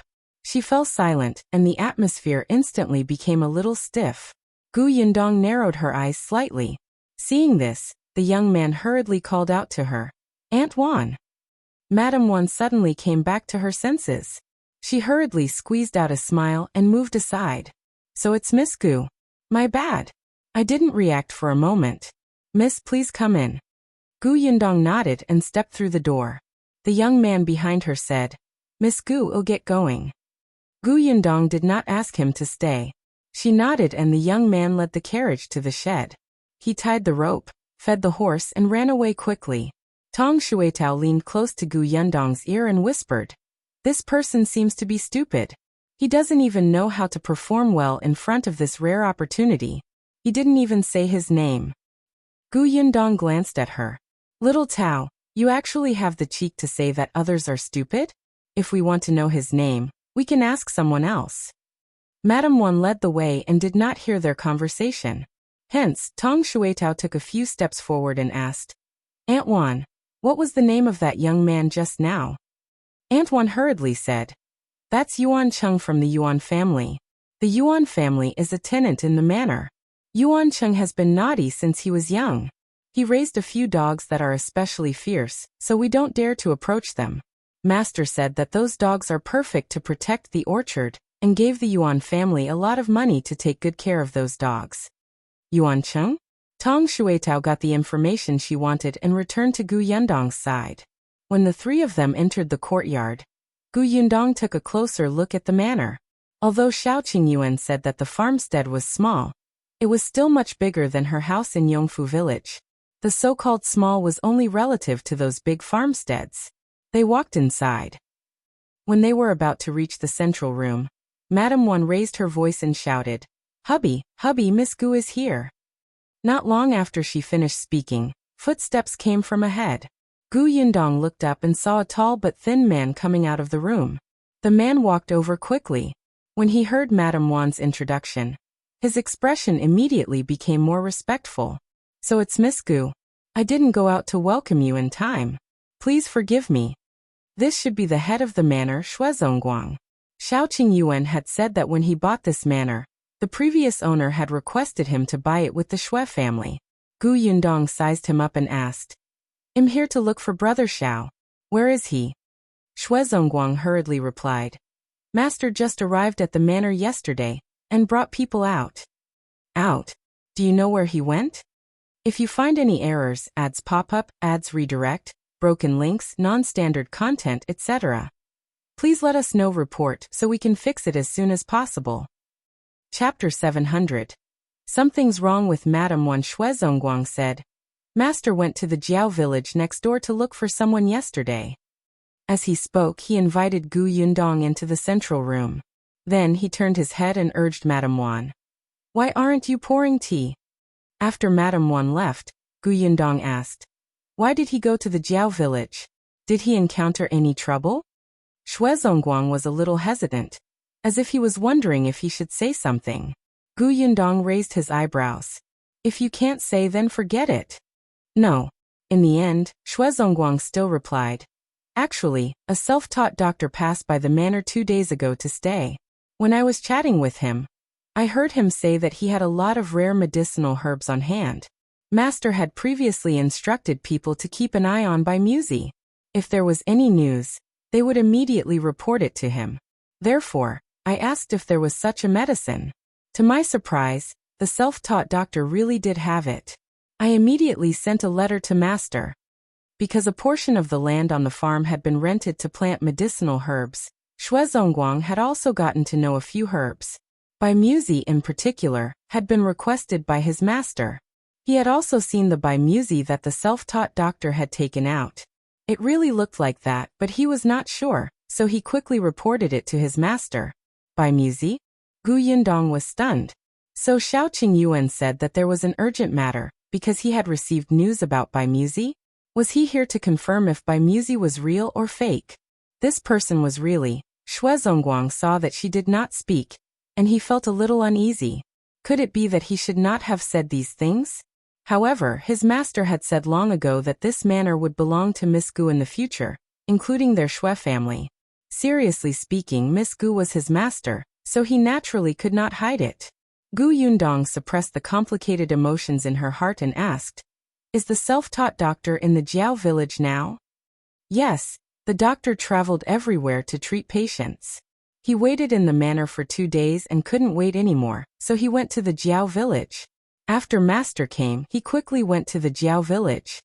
As she spoke, Madame Wan had already brought in tea. Gu Yundong asked Shuang, "Which direction is the Jiao village?" "Miss, are you going to look for master?" "Yeah." As Gu Yundong spoke, she saw from the corner of her eye that Madame Wan's hand, which was holding the tea, paused for a moment. Then she acted as if nothing had happened. Shuang did not see it. He only nodded and said, "All right, miss, rest for a while and have some tea. I'll feed the horses some grass. We'll set off in a while." Seeing Gu Yundong nod in agreement, Shuang left the central room. Madame Wan smiled at Gu Yundong and left. As soon as the two of them left, Tong Shuitao whispered into Gu Yundong's ear, "Miss, there's something wrong with that Madame Wan. When she saw us, her eyes were flickering. It seems like she's hiding something from us."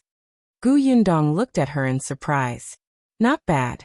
You can even tell that something is wrong with Madame Wan." Tong Shuitao was slightly smug.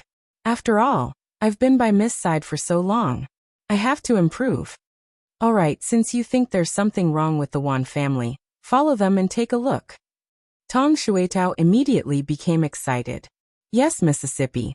Be careful. Don't let anyone find out." Tong Shuitao clenched her fists. "Miss, don't worry. I've learned martial arts for so long. I have this ability to eavesdrop." It was as if eavesdropping was a glorious thing. Gu Yundong was very upset. She waved her hand and asked her to leave quickly. Tong Shuitao chuckled, but her footsteps were very light as she followed Madame Wan. If you find any errors, ads pop up, ads redirect, broken links, non-standard content, etc., please let us know report so we can fix it as soon as possible. Chapter 701. Water in your brain. Madame Wan came out of the central room and quickly caught up with Shuang. After turning a corner, she finally couldn't take it anymore. She pulled Shuang and said with a complaining tone, "Why did you bring her to look for master?" Tong Shuitao happened to hear this, and her eyes flickered slightly, as if she was about to hear a big secret. Shuang frowned and said in a low voice, "Mrs. Master's fiancée. If she wants to see master, we naturally have to bring her along. What's wrong with that?" But, Madame Wan stammered, as if she wanted to say something, but she looked troubled. A bad premonition flashed across Shuang's mind. He looked at her abruptly. "Are you hiding something from me?" No. Shuang had been married to her for many years. Seeing her like this, how could he believe her? His tone immediately became heavier. "Tell me, what are you hiding from me?" Madame Wan was a little afraid of him. Seeing his dark expression, she couldn't help but shrink her neck and say softly, "You didn't Qing like master?" Early this morning, she saw that master hadn't returned, so she went to the Jiao village. What if that girl goes there too? Wouldn't they bump into each other? Her voice was soft, and Tong Shuitao finally heard it clearly. She immediately widened her eyes and covered her mouth to prevent herself from exclaiming. Shuang widened his eyes and looked at Madame Wan, who was shrinking her neck in guilt. His expression was especially ugly. "You, are you trying to anger me to death? I told you last time that master has a fiancée. Moreover, anyone with a discerning eye can tell that he values Miss Gu very much. I asked Qing to put away her thoughts. In the end, not only did she not give up, but you also helped her hide it from me. Is there water in your brain?" Madame Wan was a little afraid of him, but she was still a little unconvinced. "You said it yourself. She's just a fiancée. Moreover, why are you so sure that master values that Miss Gu? Our Qing is so beautiful. No one within a 5-kilometer radius is more beautiful than her. Moreover, Qing doesn't have to be master's wife. Being a concubine is Qing's blessing." "Shut up." Shuang could not stand it anymore. His fingers trembled as he pointed at her. "As expected of a woman's opinion. Let me tell you, if you continue to allow Qing to get close to master, we won't be able to live. It's not as serious as you say." Shuang saw that she did not know what was good for her, and the veins on his forehead were about to explode. "As expected, you've stayed in the manor for too long. You're so stupid that you can't even differentiate between master and servant." With that, he didn't look at Madame Wan again, and just walked forward even faster. Madame Wan was stunned for a moment. She quickly took a few steps forward and asked, "Where are you going?" "Send Miss to the Jiao village and bring Qiner back. You search for a good family the next few days. I'll go to Master and ask for his grace to marry Qiner off as soon as possible." Madam Wan was shocked. "Do you have to do this?" "It's for our family." Tong Shuetao no longer listened. She turned around and walked back into the central room. Gu Yundong was standing in the courtyard and looking at a jujube tree in front of her. The jujubes on the tree had already ripened. She pulled some slightly and plucked a large bunch. She casually wiped them with her clothes and took a few bites. Yes, they were quite sweet. Chapter 702. How bold Tong Shuetao watched anxiously. She went to her side and said, "Oh miss, you are still eating dates. Something bad has happened." "What's the big deal?" Gu Yundong moved the dates in her hand to her. "Do you want to eat them? They're quite sweet." "Is that so?" Tong Shuetao took one and stuffed it into her mouth. Then her eyes lit up. "It's really quite delicious. I'll pick some and bring them back." She paused for a moment. "Can I pick them? Brother Shao bought this farmstead. Everything here belongs to him. Do you think we can pluck them?" Tong Shuetao immediately became happy. However, just as she was about to reach out, she immediately retracted her hand. Miss, I was talking about serious matters. I almost forgot about it when you interrupted me." "You almost forgot about that? I don't think it's a serious matter." Gu Yundong stopped after eating a few. She stuffed the dates in her hand into Tong Shuetao's arms, clapped her hands, and entered the central room before saying, "All right, tell me." Tong Shuetao put away the dates and quickly went to Gu Yundong's ear. She muttered everything she had heard from the Shui couple. Gu Yundong's hand, which was holding the teacup, paused. She frowned slightly. That Qiner had taken a fancy to Shao Qingyuan. And now she was going to the Jiao village to get close to him? "Miss, this woman is too shameless. She clearly knows that her master is already engaged, but she still keeps trying to get close to him. And that." Gu Yundong stood up with a swish and walked out of the door without another word. Tong Shuetao was stunned. "Miss, where are you going?" "Jiao village." Tong Shuetao hurriedly followed. She ran so quickly that her dates almost flew away. Gu Yundong walked very quickly. Just as he reached the door, he bumped into Shuezongguang. Shuezongguang was stunned. "Miss, the carriage is already at the door. Are we going to the Jiao village now?" Gu Yundong nodded and walked out of the door expressionlessly. For a moment, Shuezongguang was very nervous. He could clearly feel that Gu Yundong's expression was much colder than before. He even saw Tong Shuetao, who was following behind, glare at him. Shuezongguang frowned, but he did not dare to delay any longer. After Gu Yundong and her companion got into the carriage, he sat on the shaft and headed straight for the Jiao village. Tong Shuetao sat opposite Gu Yundong and watched as Miss closed her eyes and did not speak. Her heart was beating like a drum. Miss seemed to be angry. Had she been too straightforward just now? She should have been more tactful and prepared Miss mentally. It was all Qiner's fault. That vixen was shameless. Tong Shuetao scolded Shueqin in her heart. However, Gu Yundong, who was sitting opposite her, had mixed feelings. She wasn't angry. She was just a little unhappy. When she heard the news, she became a little frustrated. Perhaps Shao Qingyuan's reputation in Yongfu village was not good, so the women in Yongfu village and even the nearby villages did not dare to approach him. Most of them ran away when they saw him. So much so that Gu Yundong almost forgot that Shao Qingyuan was also a very handsome man. He was a person who made women blush and their hearts beat faster. After leaving Yongfu village, there would probably be many women who did not understand Shao Qingyuan's personality and wanted to pounce on him. Gu Yundong had always been busy. In addition, Shao Qingyuan had always put her first, giving her a sense of security. She had never thought that a woman would try to steal him away. This Shueqin was indeed bold. Chapter 703. Came out of reputation. The carriage traveled quickly and soon arrived at the entrance of the Jiao family village. Shuezongguang asked the villagers where the self-taught doctor lived. Sure enough, someone pointed at the village chief's house and said, "Over there.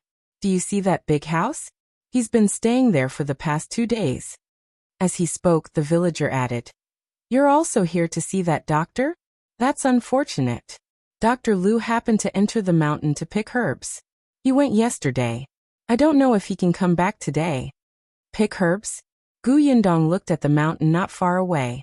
This mountain was not as big as Yongfu village, but it was not small either. But it didn't matter. She wasn't here to look for a doctor. Hence, Shuang changed the question. Then do you know that a young master surnamed Shao came here yesterday?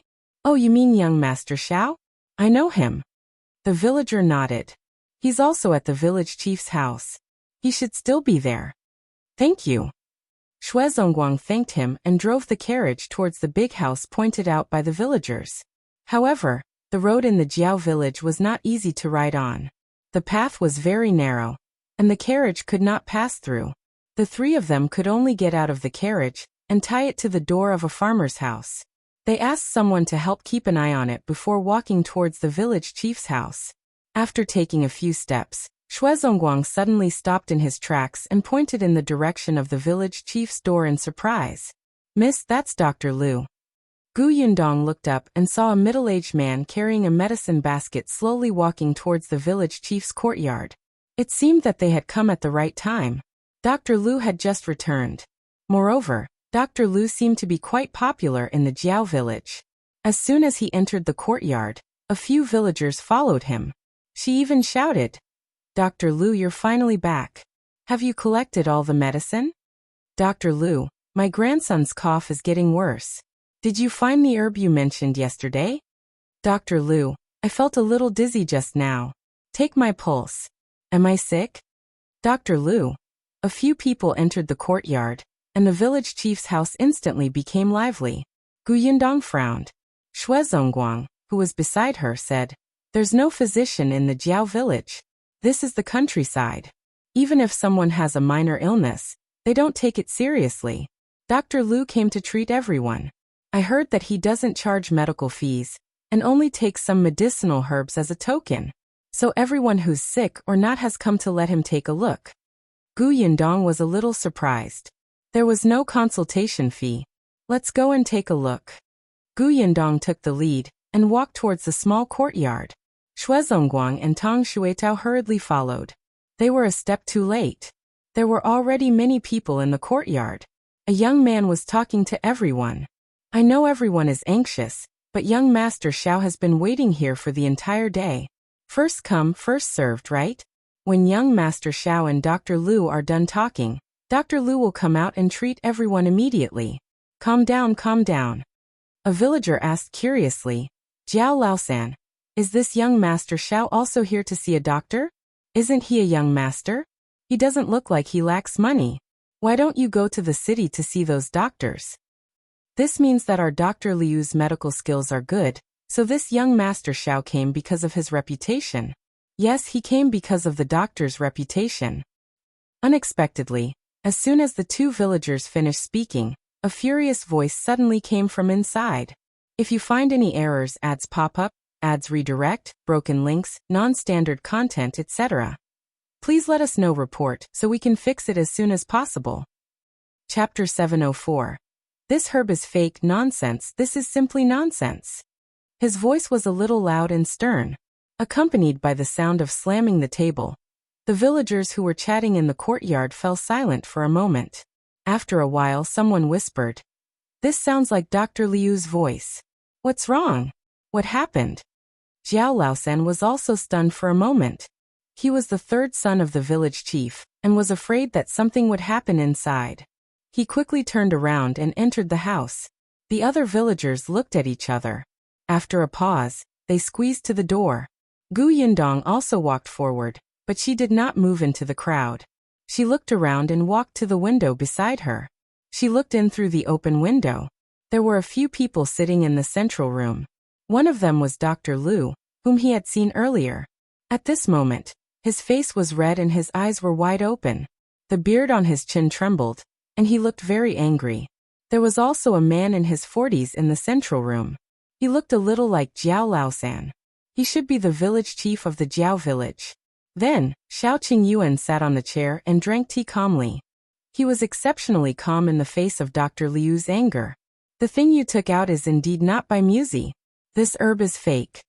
As he spoke, he glanced at a box on the table. The box should contain the so-called Bai Musi. Yundong glanced at it, and felt that it was quite similar to the portrait in the book Dr. Song had given her. Dr. Lu sneered and closed the box. I don't know which family's young master you are, but you had nothing better to do that you came to make fun of me. This is indeed an authentic Bai Musi. A while ago, I even sold 2 stocks. The buyers are rich families and have doctors in their residences. If it's fake, the doctors would have been able to identify it. They would have come to find trouble with me long ago. As he spoke, he sized up Shao Qingyuan, and the sarcasm in his voice intensified. You're not even a doctor, yet you're pretending to know everything. This will only make you look ignorant. The villagers outside also felt that it made sense. A villager who had let Dr. Lu treat him shouted, That's right, that's right. You're not a doctor. Do you know how precious this herb is? Is this Bai Musi too expensive? If you can't afford it, you cannot belittle Dr. Lu here. He's definitely trying to lower the price. Dr. Lu, don't fall for it. At most, you won't sell it. There will always be people who know their stuff. When Dr. Lu heard this, he nodded and even turned around to cup his hands at everyone. Thank you everyone for speaking up for me. Then he turned to look at Shao Qingyuan. I'm not selling Bai Musi anymore. You can leave. Zhou, who was standing behind Shao Qingyuan, sneered. You're the shameless person who doesn't know anything and earn black-hearted money by tricking people. Our young master knows much more than you do. A villager immediately said, Dr. Lu didn't earn black-hearted money. He didn't even charge consultation fees. Yeah, he didn't even take a dime. Shao Qingyuan looked up and glanced at the villager who was speaking at the door. He nodded. He did not charge the consultation fee. He just charged some medicinal herbs. Everyone frowned, not understanding what he meant. Zhou had been by Shao Qingyuan's side for so long, so he naturally understood at once and immediately laughed out loud. Someone felt goosebumps from his laughter and asked sternly, What are you laughing at? If you find any errors, ads pop up, ads redirect, broken links, non-standard content, etc., please let us know. Report so we can fix it as soon as possible. Chapter 705. Shao Qingyuan says more. Zhou sighed and said coldly, I'm laughing at how you're being played by others. They don't charge consultation fees, but you have to pay for medicine fees. These medicinal herbs aren't cheap at all. Moreover, I heard that all the villagers Dr. Lu treated are sick without exception. This is really too coincidental. Everyone who looks for him has to spend money to buy medicine. Is there a difference between this and paying consultation fees? The villagers were stunned when they heard that. Village Chief Jiao, who had been silent, suddenly looked at Dr. Lu. Yes, it was said to be a free consultation, but why was it so coincidental that everyone was more or less sick and in pain? Dr. Lu was a little flustered at that moment. He glared fiercely at Zhou and explained. The villagers came to see a doctor naturally because they felt uncomfortable. It's normal for them to be sick and in pain. I accepted the money for the medicinal herbs, but the price was not high.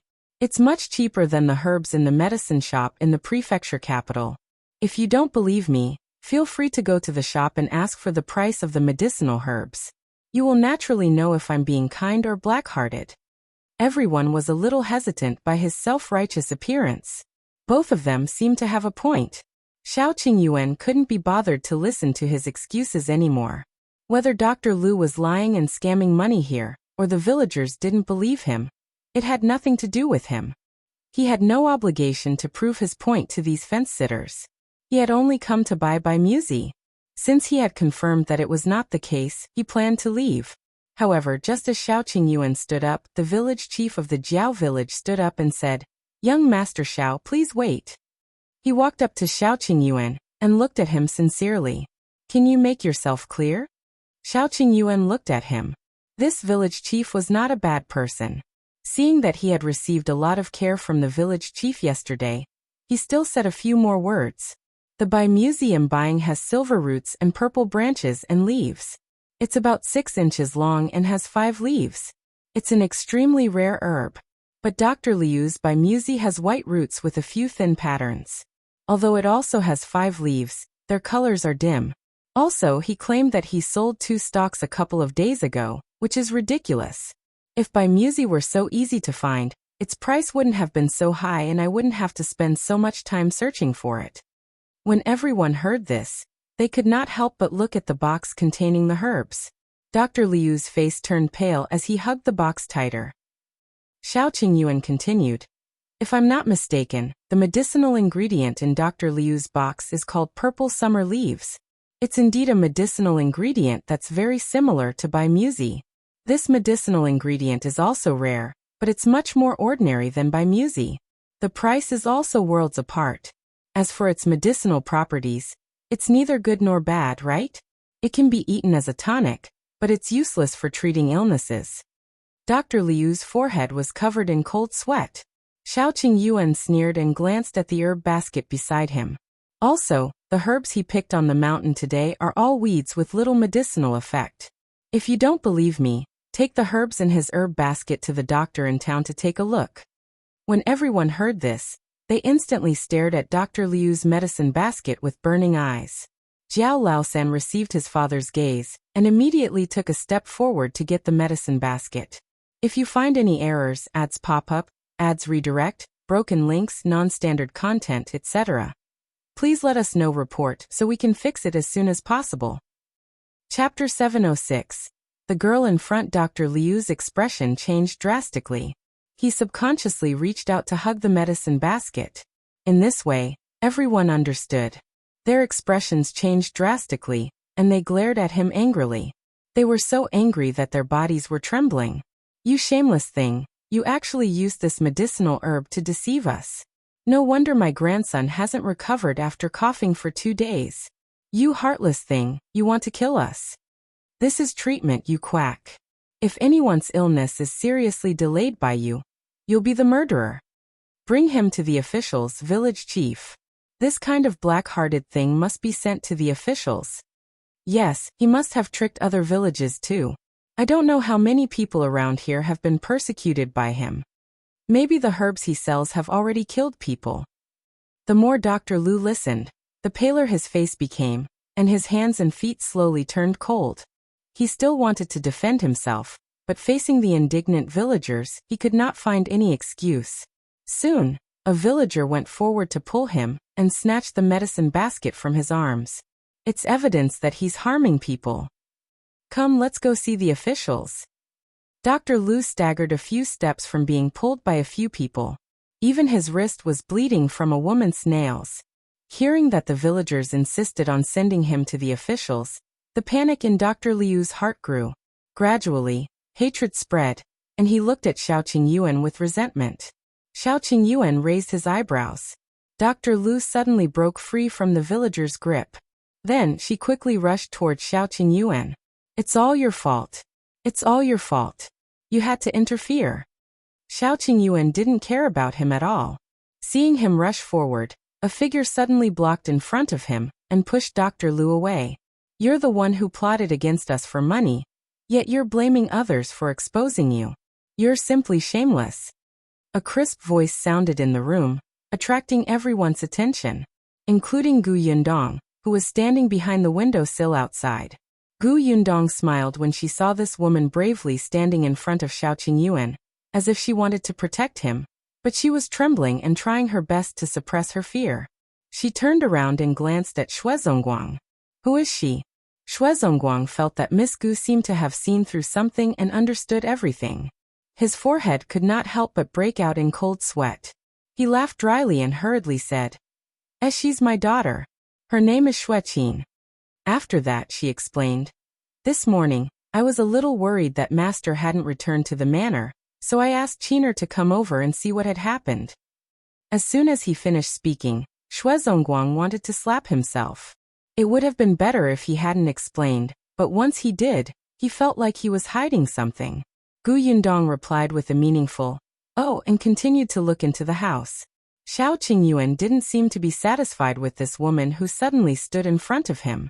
He frowned slightly and looked at Zhou. The latter touched his nose and said softly, young master, this Miss Shui was standing in front of me. He also wanted to stand in front of young master. Wasn't it because his geographical location didn't allow it? He let Qin beat him to it. Qing's back was facing them, so she naturally didn't see their exchange of glances. She only glared at Dr. Lu, who had been pushed to the ground by her, and said, "Our young master is trying to seek justice from the bottom of his heart. He didn't let you harm so many people, but you still bite back and say that my young master is nosy? Are we going to let a poisonous snake like you go around harming people?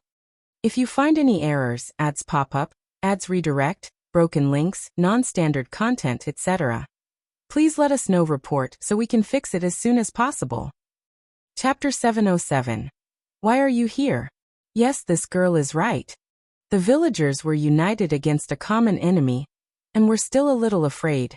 Young Master Shao had exposed his scheme and saved the entire Jiao village. In the end, there were so many of them, and Dr. Lu had almost hurt young Master Shao. It was unbearable. Therefore, village chief Jiao quickly got a few tall men to tie up Dr. Lu and send him to the government. Dr. Lu was still struggling. At this moment, he regretted not taking out the medicinal hoe he had used to dig for herbs in the medicine basket. Otherwise, he would have been able to take this opportunity to escape. Now he had no power to retaliate. Other than cursing loudly with hatred in his eyes, all his struggles were useless. Soon he was pulled out. Village Chief Jiao followed him out. Jiao Laosen originally wanted to stay and entertain Shao Qingyuan. However, when he looked up, he saw the girl standing beside Shao Qingyuan with a shy expression. He immediately understood. Hee, wasn't there a saying that a gentleman should not be a third wheel? He wouldn't stand in their way and stop them from talking. Therefore, Jiao Laosen gave Qing an encouraging look. Although the latter did not see it, he still went out with a smile. Before leaving, he even glanced at Zhou, but Zhou did not react at all. Jiao Laosen sighed. This man was really tactless. If he ruined his master's plans, he would probably not be able to climb up in the future. He shook his head and went out. Seeing that there were no outsiders in the room, Qing secretly heaved a sigh of relief. She turned around shyly and asked with concern, "Young master, are you all right? Dr. Lu didn't hit you just now, right? I was so frightened just now. I thought he had a knife in his hand. Fortunately, there was nothing.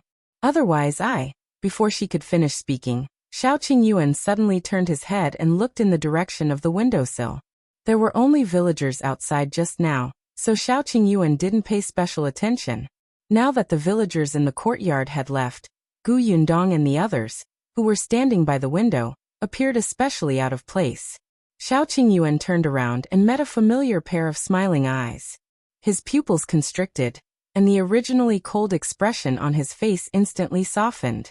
His joy was obvious, and the indulgence in his eyes seemed to overflow. "What are you doing here?" His voice was gentle, and Qing, who had her head lowered, did not notice his gaze. However, she was very happy in her heart and thought that he was talking to her. She quickly replied, "I saw that you had not returned all night and was a little worried, so I came to see if something had happened." In fact, Qing had come over early in the morning and had long wanted to express her concern. However, she never had the chance to talk to him. After she came to the Jiao village and found him, she didn't have the chance to talk to him. Not only was Zhou by his side, but the village chief of the Jiao village was also in front of her. Who knew that Dr. Lu suddenly wanted to attack young master just now, and she went to block it. Instead, young master noticed him and even was so gentle. At this moment, Qing was actually a little grateful to the black-hearted Dr. Lu for creating such a good opportunity for her and letting young master see her intentions. Shao Qingyuan said, "Come here." Qing lowered her head, feeling even more embarrassed. Her heart was beating exceptionally fast. She hummed softly and walked towards Shao Qingyuan. However, she had just taken a step when she was suddenly pushed. If you find any errors, ads pop up, ads redirect, broken links, non-standard content, etc., please let us know. Report so we can fix it as soon as possible. Chapter 708. Yundong's reward. Qing staggered back 2 steps. When she looked up, she realized that the person who pushed her was Zhou. She asked in shock, "What are you doing?" Zhou shouted, "He's not talking to you. Go away." This time he reacted fast enough. Young master shouldn't glare at him. Qing was stunned for a moment before looking up at Shao Qingyuan aggrievedly. Then, she realized that Qingyuan had been turning his head to look out of the window. Outside the window stood an exquisite-looking girl with curved eyes, as well as someone with ashen face and clenched fists, wishing he could beat her to death, her father. What was going on? Who was this girl? Why was her father here? Yundong looked up and measured the height of the windowsill. She realized that the window of the house was quite big. She immediately stopped walking towards the door and jumped in with her right hand on the windowsill. Before she could land, Qingyuan had already run over and caught her. He frowned and said unhappily, "Why didn't you go through the door? The ground is uneven. Be careful and don't fall over." Yundong smiled. "Don't I have you?" The two of them acted as if no one was around, provoking Qin, who was standing not far away. She widened her eyes and fixed her gaze on Yundong. She wanted to ask who this woman was, and why young master was so good to her and so gentle. However, she could not speak because her father, Shuang, had already entered from the door and dragged her out, not giving her a chance. Qin was led out of the door. She stared at Yundong in the room indignantly. Zhou was especially perceptive this time. He walked out of the room quickly, and even very considerately closed the door of the central room for the two of them. Even the last bit of light was blocked for Qin, and she looked a little unwilling. But Yundong, who was in the house, did not even look at her from the beginning to the end. She did not take her seriously at all. She only had eyes for Qingyuan now. After everyone left, Qingyuan couldn't help but squeeze her hand and ask again, "Why are you here?" "I'm here to see what kind of trouble you're in." The gentleness in Qingyuan's eyes intensified. "You know now?"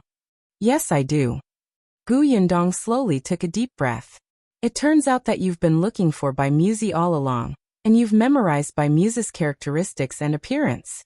You're even afraid of mixing it up with other herbs and finding the wrong one, so you remember the herbs that look similar clearly. Did you put in a lot of effort?" Qingyuan looked at her deeply.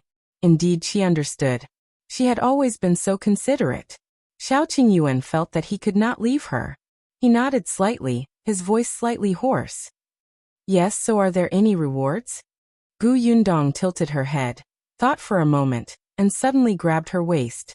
Qingyuan thought that she would hug him, but in the next moment, the woman in front of him suddenly tiptoed and kissed his face. Qingyuan. He widened his eyes and looked at the woman who had already retreated. She was still smiling, as if everything just now was just his imagination. "You don't like it?" Yundong could not help but ask when she saw that he did not react for a long time. Qingyuan suddenly came back to his senses. "I like it very much. Let's do it again?" "Damn you. You're pushing your luck. If you find any errors, ads pop up, ads redirect, broken links, non-standard content, etc., please let us know report so we can fix it as soon as possible." Chapter 709. Yundong's guilt. Yundong patted her hand and said, "Since you came to look for Bai Muzi, why didn't you tell me the day before yesterday?" "It's not easy to get Bai Muzi. I'm worried that it's fake news. We have to confirm it first. Otherwise, won't all of you be happy for nothing?" Reality proved that it was indeed fake. Even though he didn't have much hope from the beginning, Qingyuan was still disappointed. Yundong asked him, "Other than this time, how many other times have you heard news about Bai Muzi?" "2 times, I guess. Unfortunately, neither of them are real." Yundong fell silent for a moment. She did not speak. Qingyuan could not help but pat her back. "What's wrong? There's no need to be disheartened. We'll find it eventually. It's not like there's only one Bai Muzi in the world. We'll find it if we search longer." Yundong sighed and smiled bitterly. "Bai Muzi is clearly what my mother needs. I'm not as focused on that as you." She felt ashamed. It seemed that ever since she brought Madame Yang to see Song Dejiang and confirmed that her life was not in danger, Yundong had been half relieved. Although she was also looking for Bai Muzi, she was no longer in such a hurry. As for Qingyuan, in order to find Bai Muzi, he went deep into the mountains, opened a pharmacy, memorized the medicinal ingredients, and understood the characteristics of similar herbs. As long as there was any news, he would personally go over to confirm it. She actually did not know how much he had done and how much effort he had put in. Compared to him, she did very little. Yundong lowered her head slightly. At that moment, self-reproach and guilt surged. Qingyuan was stunned for a moment before saying, "Aren't you earning money?" Qingyuan pinched her tender cheek and felt the soft touch under his hand. His voice was hoarse as he said in a low voice, "I'm looking for the herbs. Isn't it just right for you to earn money and buy them?" His voice was low and deep, as if he could comfort people. Buy music is rare and expensive. If you don't work hard to earn more money, what if you can't buy it when you find it later? That seemed to make sense. Your ability is limited alone. You can't take care of everything. You've already done it very well. Besides, I can't let you do everything. Then why do you still need me, your fiancé? You have to leave something for me to do. Yundong laughed. When did this person become so good at comforting people? She was really too used to doing everything herself, even though she had a family and a fiancé now. However, she was only one person after all. There were some things that she could hand over to someone close and trusted, right? Yundong suddenly understood. She hugged Qingyuan. All right, let's work hard together. I'll be in charge of working hard to earn money. You'll be in charge of finding medicinal herbs and treating my mother. Okay. The woman in his arms was soft. Holding her, Qingyuan felt unprecedented satisfaction. He couldn't bear to let go. Unfortunately, there was a commotion outside the door. Yundong let go of him and rubbed his face twice with a smile until it was red. It's getting late. Let's go back first. Qingyuan heaved a sigh of relief and pulled her open the door. The few people standing outside were stunned for a moment and quickly took a few steps forward. Qingyuan and Xueqin didn't look at the expectant Xueqin and walked out of village chief Jiao's house first. The Jiao village was very lively.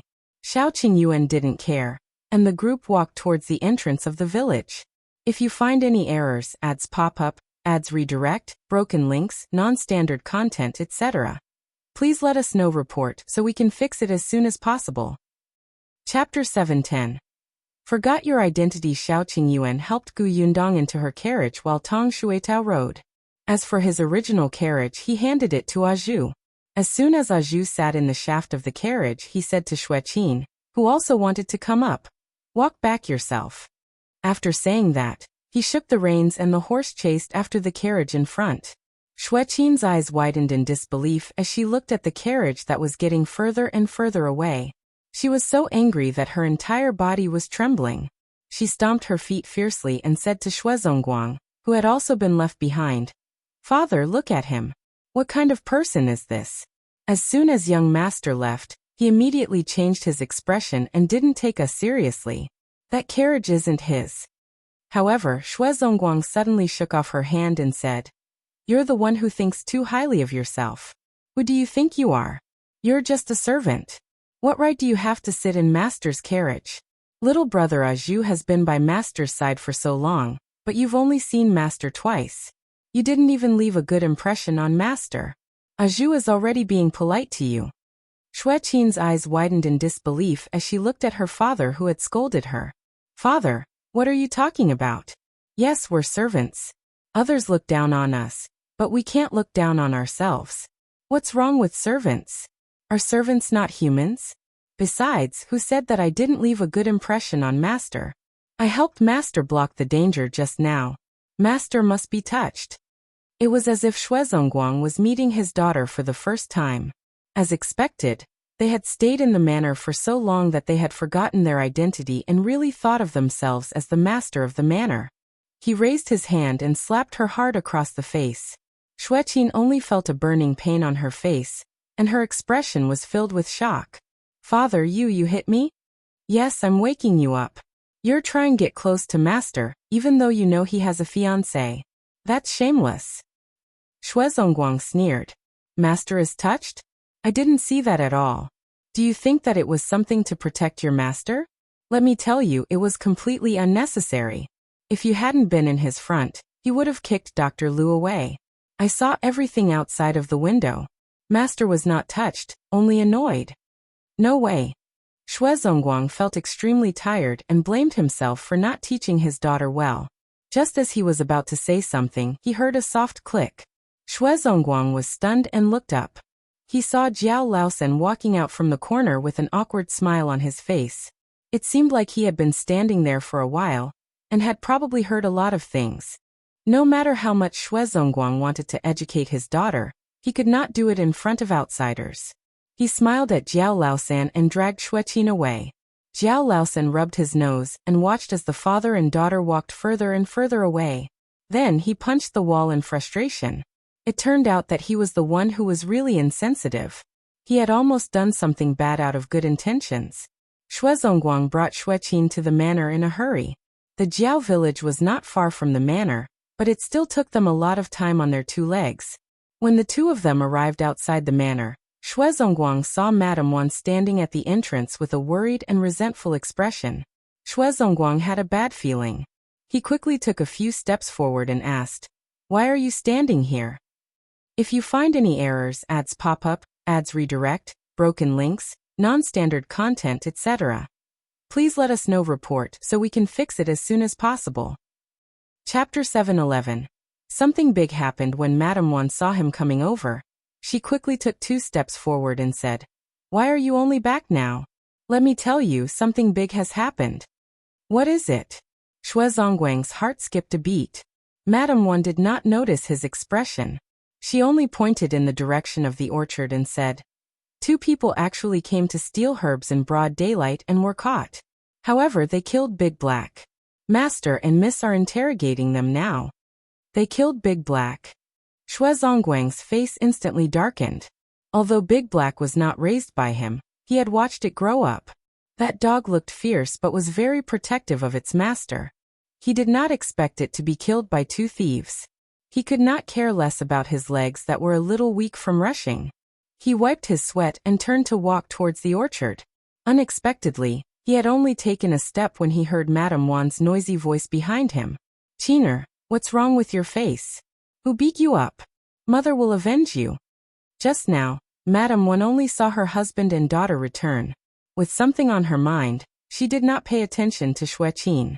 It was only then that he realized that Xueqin had been covering her face.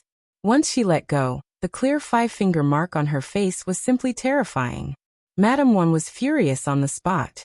Xueqin looked at Shuang with some complaints, which reminded Shuang of what the mother and daughter had done. He immediately said impolitely, "I did." Madame Wan was shocked, but when she saw Shuang's fierce expression, she was a little afraid. Shuang snorted coldly. "Bring her back and boil an egg for her face. Then lock her in the room and don't let her out. At least, keep her in the room until master leaves." "Father." Shuang ignored her and warned Madame Wan, "You'd better listen to me. Otherwise, don't blame me for being rude and chasing you and your daughter out." Madame Wan wanted to retort, but she didn't dare to. She hurriedly nodded. I understand. As she spoke, she went over to pull Xueqin. Ignoring her dissatisfaction, she forcefully brought her into the manor. Only then did Shuang turn around and run in the direction of the orchard. Before she could walk in, she heard a commotion and vaguely heard Yuan Cheng's suppressed cries. Shuang's heart ached as he quickened his pace. Indeed, there were many people standing in the middle of the herb orchard surrounded by fruit trees. Other than Shao Qingyuan, Yundong, and the others, there were also many tenants who looked murderous. There were 2 people lying on the ground in the middle. Their bodies were firmly tied with ropes. It seemed that they were the 2 thieves. Yuan Cheng's face was covered in tears, and he looked extremely sad. There was a mess of blood at his feet, and it looked a little shocking. Shuang's gaze finally landed on Big Black, who was lying on the ground. He was slightly stunned. Big Black was not dead. He immediately heaved a sigh of relief and blamed his wife for exaggerating. However, although Big Black was not dead, it was indeed injured. The blood on the ground was from it. Now that it was on the ground, it looked like it was on the verge of death. It looked like it was in pain, and he did not know if it could be saved. It must have been smeared with medicine, but its limbs still twitched from time to time. Yundong squatted on the ground and gently stroked its head, as if to comfort it. Shuang walked forward and asked a tenant beside him, "What exactly happened?" The tenant's face was also filled with anger. He pointed at the two bandits and said, "These two animals deserve to be struck by lightning. If you find any errors, ads pop up, ads redirect, broken links, non-standard content, etc., please let us know report so we can fix it as soon as possible."